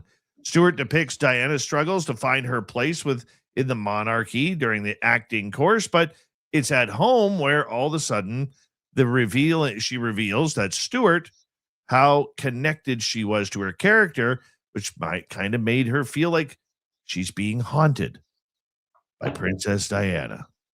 Your thoughts, Terry? Talk about delusions of grandeur, buddy. That Mm. Here we go back into the haunting stuff again with you, Dave. You know that stuff freaks me out. You know, if you're paying homage to someone, I guess, if you're paying that type of homage to someone, I guess that you could form some sort of bond.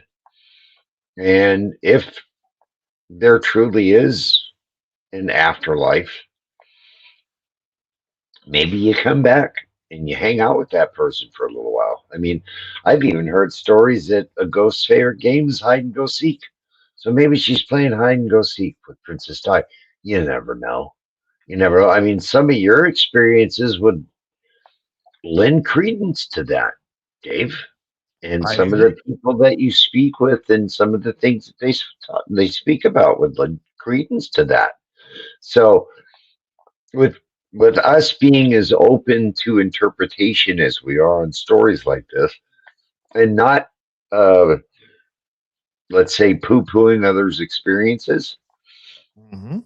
I think that I hope that she can handle what could possibly mean, though, because if that door's open for that, then who knows what other doors are open. Well, You've got a lot more experience in that kind of thing than I do, Dave. What do you think about it? well, I think, Hollywood stars are much like you and I. Okay. I mean, not many people know Drew Barrymore, for instance, owns a psychic business in Los Angeles. She actually has, and she does clients. I mean, a lot of these spiritual people, I remember talking to one psychic out of LA. We interviewed her on the show. I promise I would never say who she was compared to her client, but her client was Ariana Grande. And you remember that terrorist attack in the UK Oh at Ariana's yeah. concert?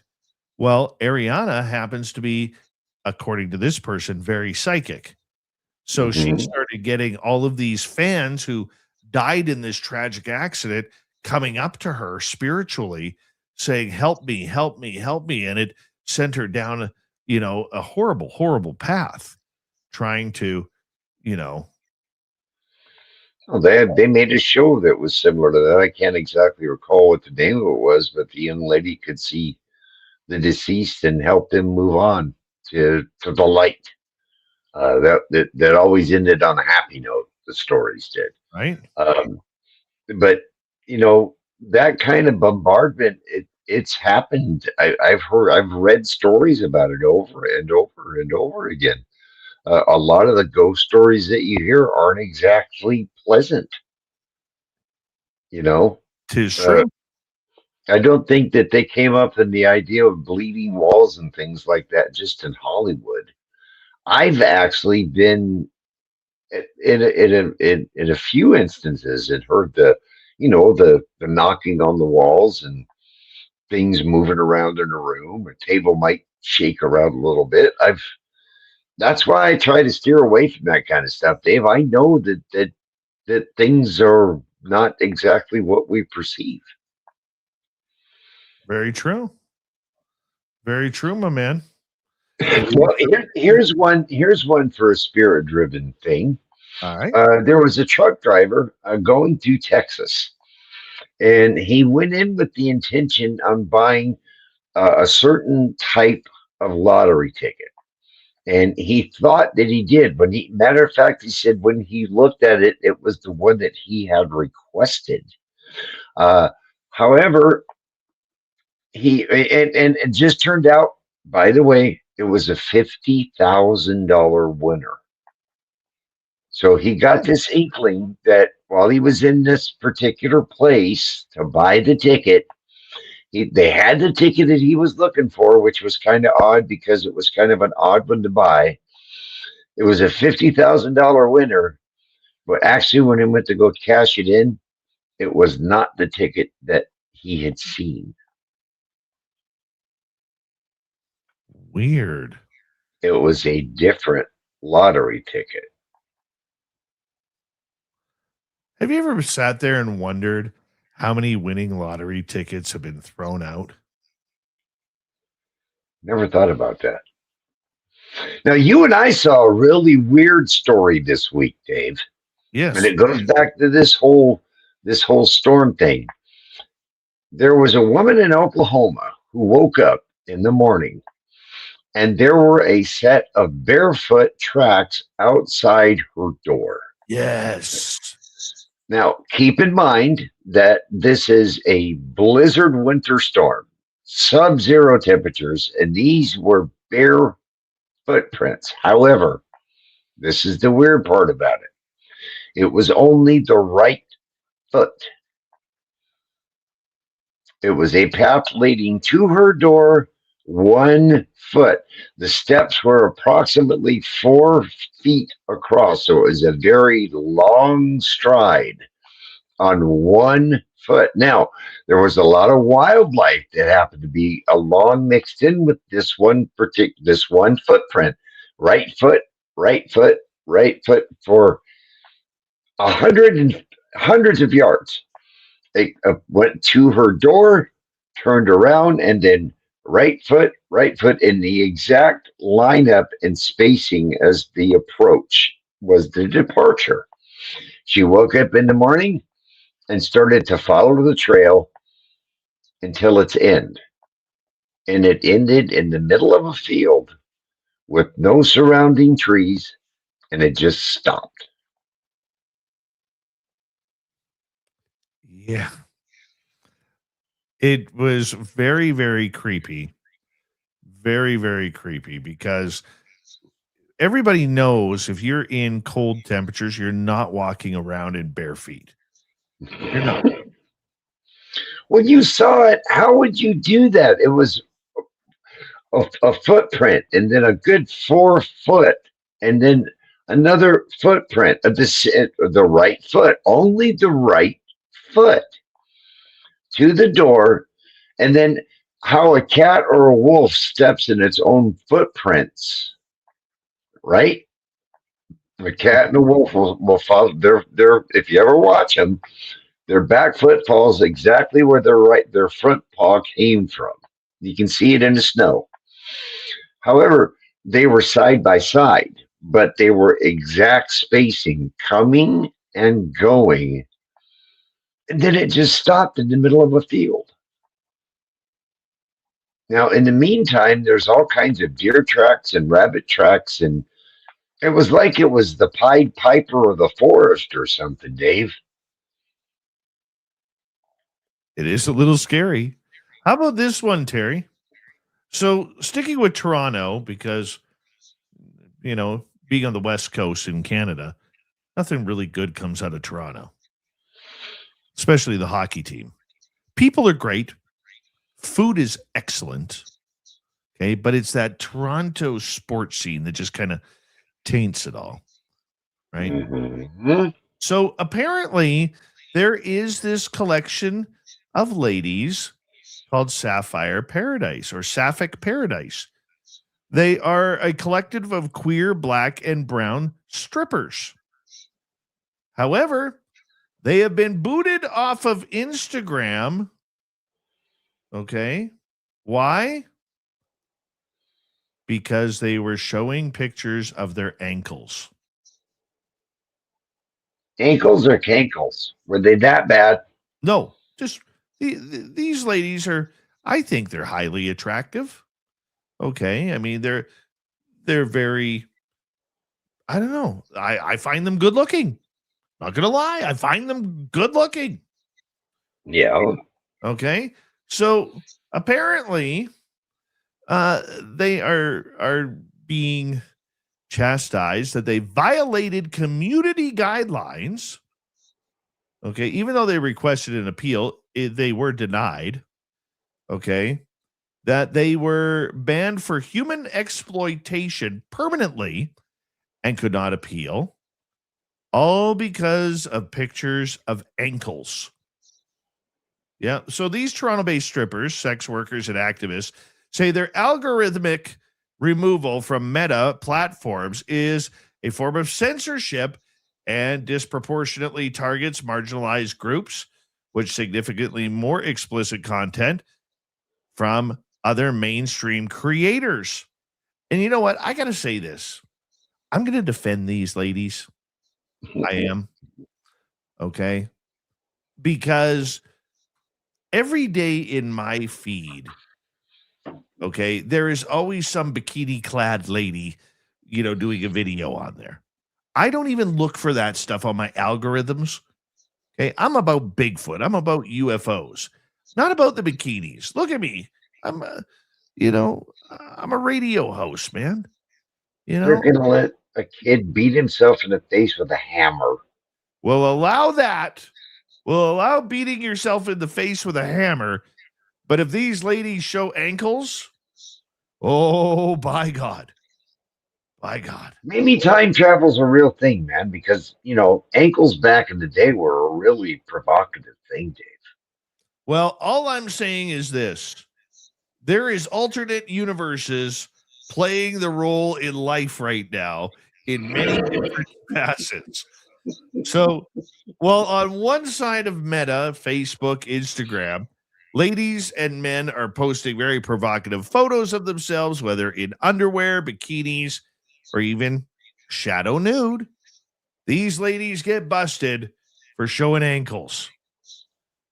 I want to join this fight, ladies. I want to join this fight. Even if you're in Toronto, I want to join this fight. Well, keeping up in the art world, Dave. We only got about 30 seconds. Continuing crisis. They had an art show at a college in Alaska in Fairbanks, and a protester came through and was ripping the art off the wall and eating it. Eating it? Eating it. Oh, eating the art in protest, Dave. So we can close out with art eating this week. Well, I guess that's better than throwing tomato soup on the Mona Lisa. As we say goodnight to Terry, the weird news of the week. And hello to Mr. Ron Bumblefoot Thal, rocking in the background with Little Brother is Watching. Bumblefoot is the official music of Spaced Out Radio, rocking us in and out of every single show. Get your horns up for the guitar god of self. Special thanks to everybody listening in at work, at home, in your cars, wherever you may be. Thank you to everyone in our chat rooms tonight. YouTube, Twitch, LGAP, Facebook, Spreaker, LinkedIn, the Space Travelers Club, and on X. Hashtag Spaced Out Radio. Remember, this show is copyright by Spaced Out Radio and Bigfoot Broadcasting Limited.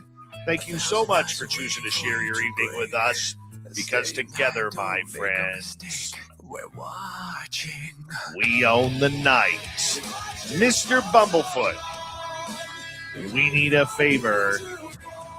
We need you to take us home.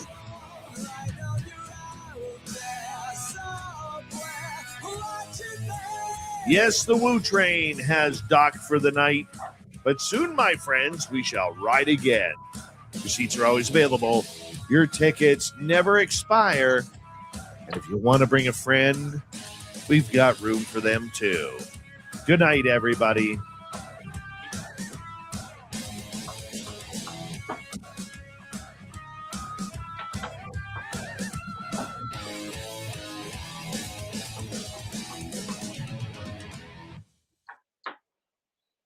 Good. Hello, Nicole. Good job. The weird desk is in the house tonight.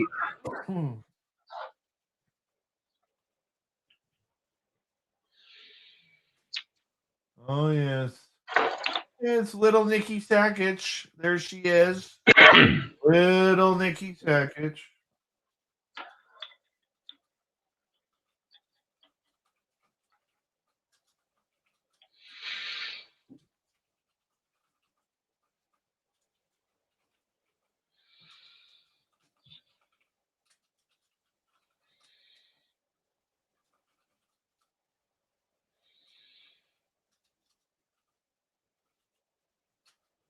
There we go. Right into the wild blue yonder, right there. Now, you said something about going back to the whole UFO thing. He Yeah. said something about a signal, Yep. a signal, and I know I heard somewhere this weekend it was Richard Dolan talking about that there's a UFO message something out there. I can't exactly recall what it was, but you might be dead on that one, Dave. Oh, I got to tell you something that's funny. Hmm. Okay.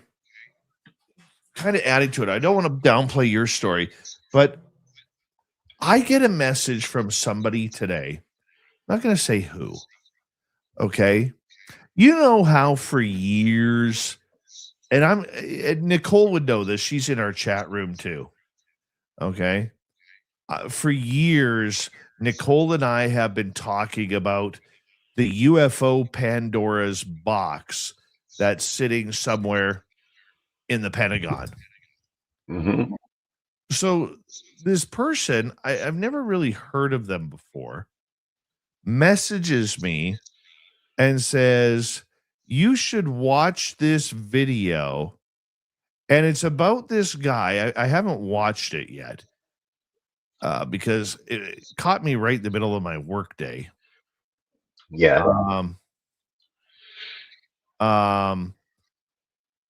How this guy is they're saying that he believes releasing the UFO information is opening the Pandora's box, right? And all I'm thinking is somebody was listening to us, you know, somebody was listening. They were actually paying attention, Terry. Yeah. I believe it or not, Dave, I picked that up all the time in quite a few places. There's a lot of people that listen. Maybe you're everybody's guilty pleasure, secret guilty pleasure, Dave. You know, the Canadian who's not politically driven, he just likes to report about this kind of stuff. You're welcome, Grandizer. I don't know, but it's kind as of like far a as I diabetic's know, chocolate stash, that they keep it yeah. hidden so that their old man doesn't know, their old lady don't know they're actually doing something they're not supposed to. They're Well, I listening get to that, Scott. Terry Hall. I get that, man. But just for once, I think it would be great, for the sake of, anybody. Doesn't have to be me, doesn't have to be Nicole, because Nicole and I have been very verbal about it for a number of years. Okay, but just once it would be nice to have somebody say he's, like if I hear Ross Coulthard say something, or I hear Science Bob, or I hear Richard Dolan, or I hear Melinda Leslie say something profound, I give them credit for it because that's the polite thing to do. You know what I'm saying? It's a polite thing. I think a lot of it with you too is just being a good journalist and giving the kudos to the person who came up with the stuff. But once again, in polite society, you're right. That would be the thing that you should do. Yeah. But Nicole and I over time have laughed a lot because one of the other things that we started coming up with about 7 years ago, 6-7 years ago, God, it's been that long already, was also all of these UFO cliques that were vying to control the narrative. And it's funny, like we still talk about it, that nobody was talking about this. People were like, oh, you guys are just way too suspicious, everything like that. And then all of a sudden, a few years later, people are like, how did you know this? How did you spot this happening? Because I will say this. I don't care if she's listening or not. I'll give her a swollen head.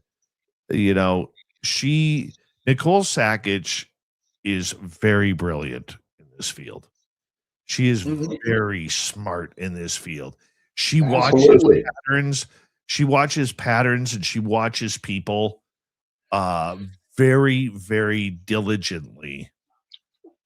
and she literally has her own library of notebooks on almost everybody in this field, and every conversation that she has had, she takes notes, and she builds her case, and she looks at who's hanging with who's talking with who.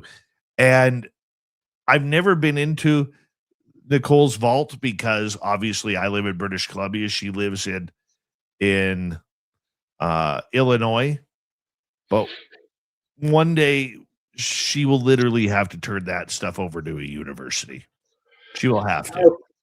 We know where it can go to. There is the one guy that we both know is David Marler, who is compiling all that kind of stuff, and we'll be donating all of it in perpetuity for research. Yeah, eventually. But Maybe going she back goes to to the grave. going back to that, Dave, that happens a lot in this field because I mean, once you really think about it, prior to say COVID 2020, or maybe shortly after, how many people were out in RVs Yeah. with gear going to hotspots? There was nobody, Mhm. right? Tim and I built kind of sort of the first one. We were the first ones out there with psionics cameras. We were some of the first ones out with Kraken radars and things like that. It's common now. Everybody has it, but nobody goes back and says, "Hey, Terry and Tim did it first." You know? Yeah, you guys did a brilliant thing there when you built that. Well, it was just a proof in concept, and it caught. And I'm glad it did. I'm glad there's other people out there doing that. You know, it's Mhm. awesome. Um, but when it comes to you, Dave, you've been doing this for over a decade now, and so I really feel, and I've always felt this way, that you should get a lot more recognition in this field than you do. Oh, you too, dude. It's not just me. It's you, it's the team, it's our great listeners, you know? I like it. I like it. It's frustrating at times, but I like it because Well, the the one. nice thing about it is, with Spaced Out Radio, we can always come home. This is a nice place to come because we can talk about anything. It's open. We can have great discussion. Everybody in the chat, everybody. I mean, you guys ask some of the most amazing questions. If Congress ever really wanted to find out about this stuff, all they'd have to do is tune in.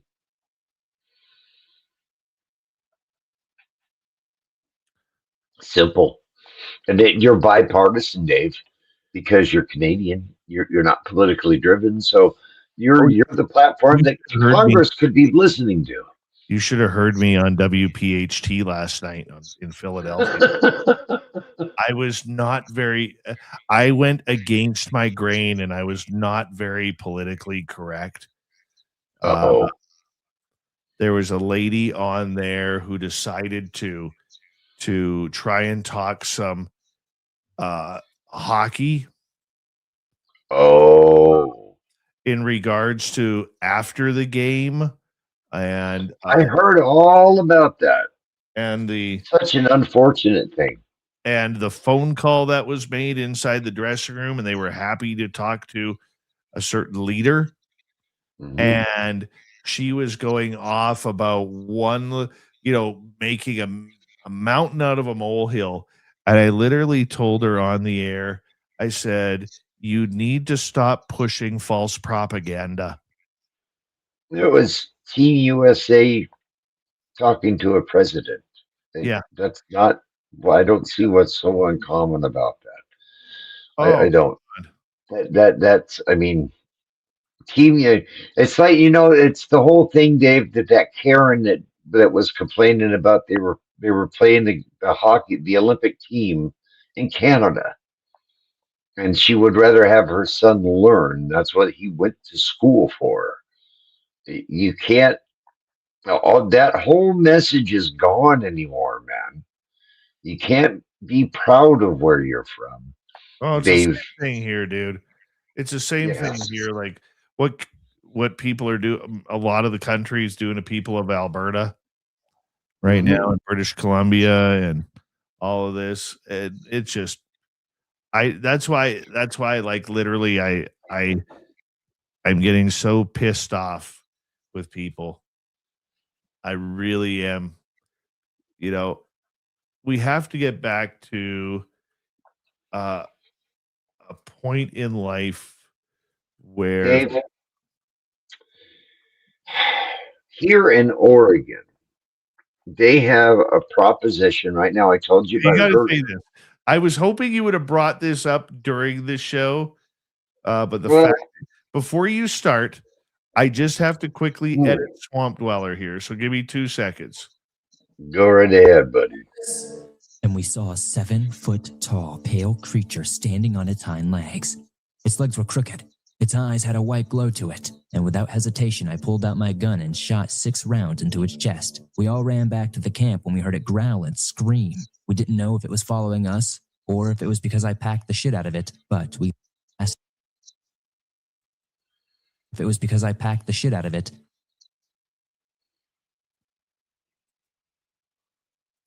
If it was because I packed, but we left as fast as we could. There we go. Packed up almost all we Go ahead. could. So, floor is yours. People, All you right. need to hear this. This is crazy. So this is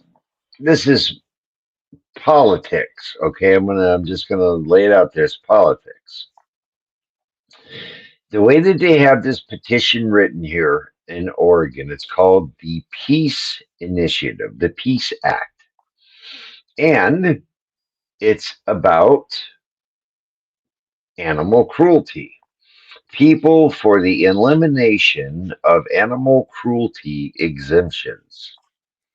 Let me tell you what it exempts, Dave. It exempts hunting. All licensed hunting would be classified as animal abuse under Oregon law. Fishing. Sport and commercial fishing would be criminalized statewide. Trapping.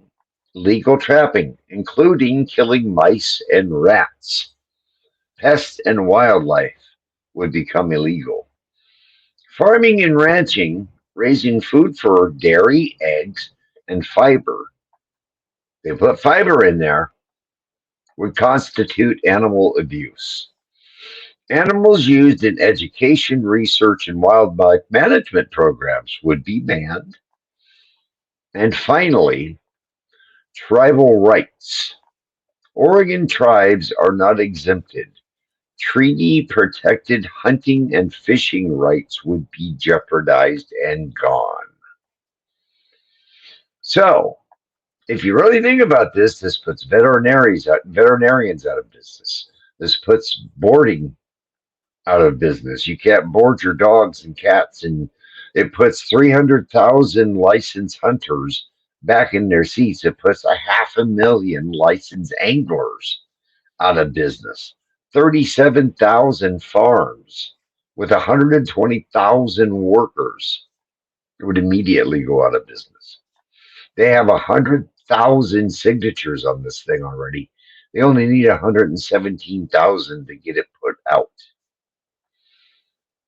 This is crazy. That is crazy. That is. You're okay, so you're going to ban hunting. Mhm. Period. Fishing, no more fishing. The people who are writing these bills don't understand. Okay, hunting has a purpose. We're urban dwellers. If we don't hunt, then we're going to be towards the bottom of the food chain here fairly quickly. Wildlife will overrun us, and then who knows if it's going to be healthy or not? Who knows what's going to happen there? Anybody who has any livestock at all, you have to have some sort of pest control because of that. Now, this even goes as far, Dave, as if, unfortunately, all of us who have pets at one point have to take them and say our final goodbyes, and euthanization. We'll just put it right out there. That's gone. That's gone.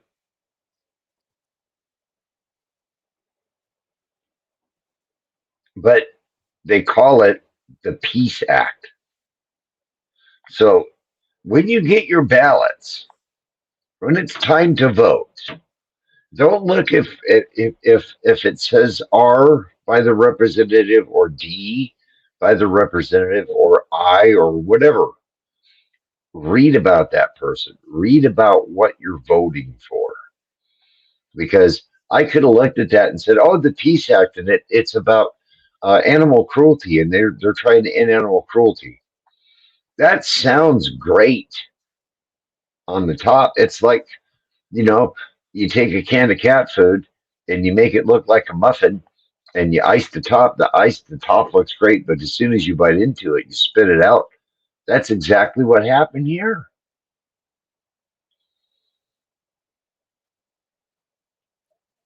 But another thing that really caught me was, why did they include fiber in that? Are they going to now that they got that one word into a law somewhere or into a bill somewhere, now the whole can of worms is open? Because now, I mean, if they want us to eat bugs, well, animal cruelty, we can't eat bugs. And fiber, goodness gracious, we can't raise fiber, and that means no corn, no wheat, no rice, nothing with fiber in it, no soluble fiber. So, here we go. I guess it's time to starve us out, Dave. Right. That's it's time to starve us out. That's where we are. I'm going to wrap. If you're in Oregon, vote against IP28. That's a no-no, guys. On that note, Dave, I'm going to cut out, and I will talk at you later. I'm going to cut out as well, as tomorrow night on the show, Varla is here. How we love our Varla. We're going to have a great time with Varla Ventura. So get ready for it. It's going to be fun. Fun. Later days. And better. Thank you tonight to our super chatters, T-Bone, Little Cam, Benno, and Necessary Dialogue. If you could do me a favor, if you haven't already, hit subscribe, ring that bell, and give us a thumbs up. If you haven't already, we try to get a minimum of 100 per show. Eventually, we'd like to have 200. But I'd take 120 to start, 120. And leave me a comment. Let me know what you think. We'll see you tomorrow night with Varla, everybody. Much love. Have a great night.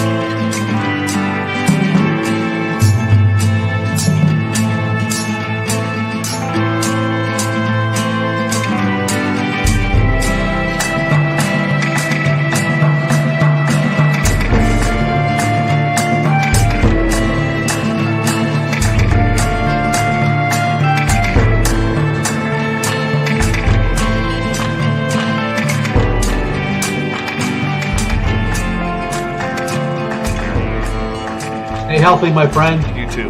You need bail money, give me a call. Always, Dad. Take care. You too.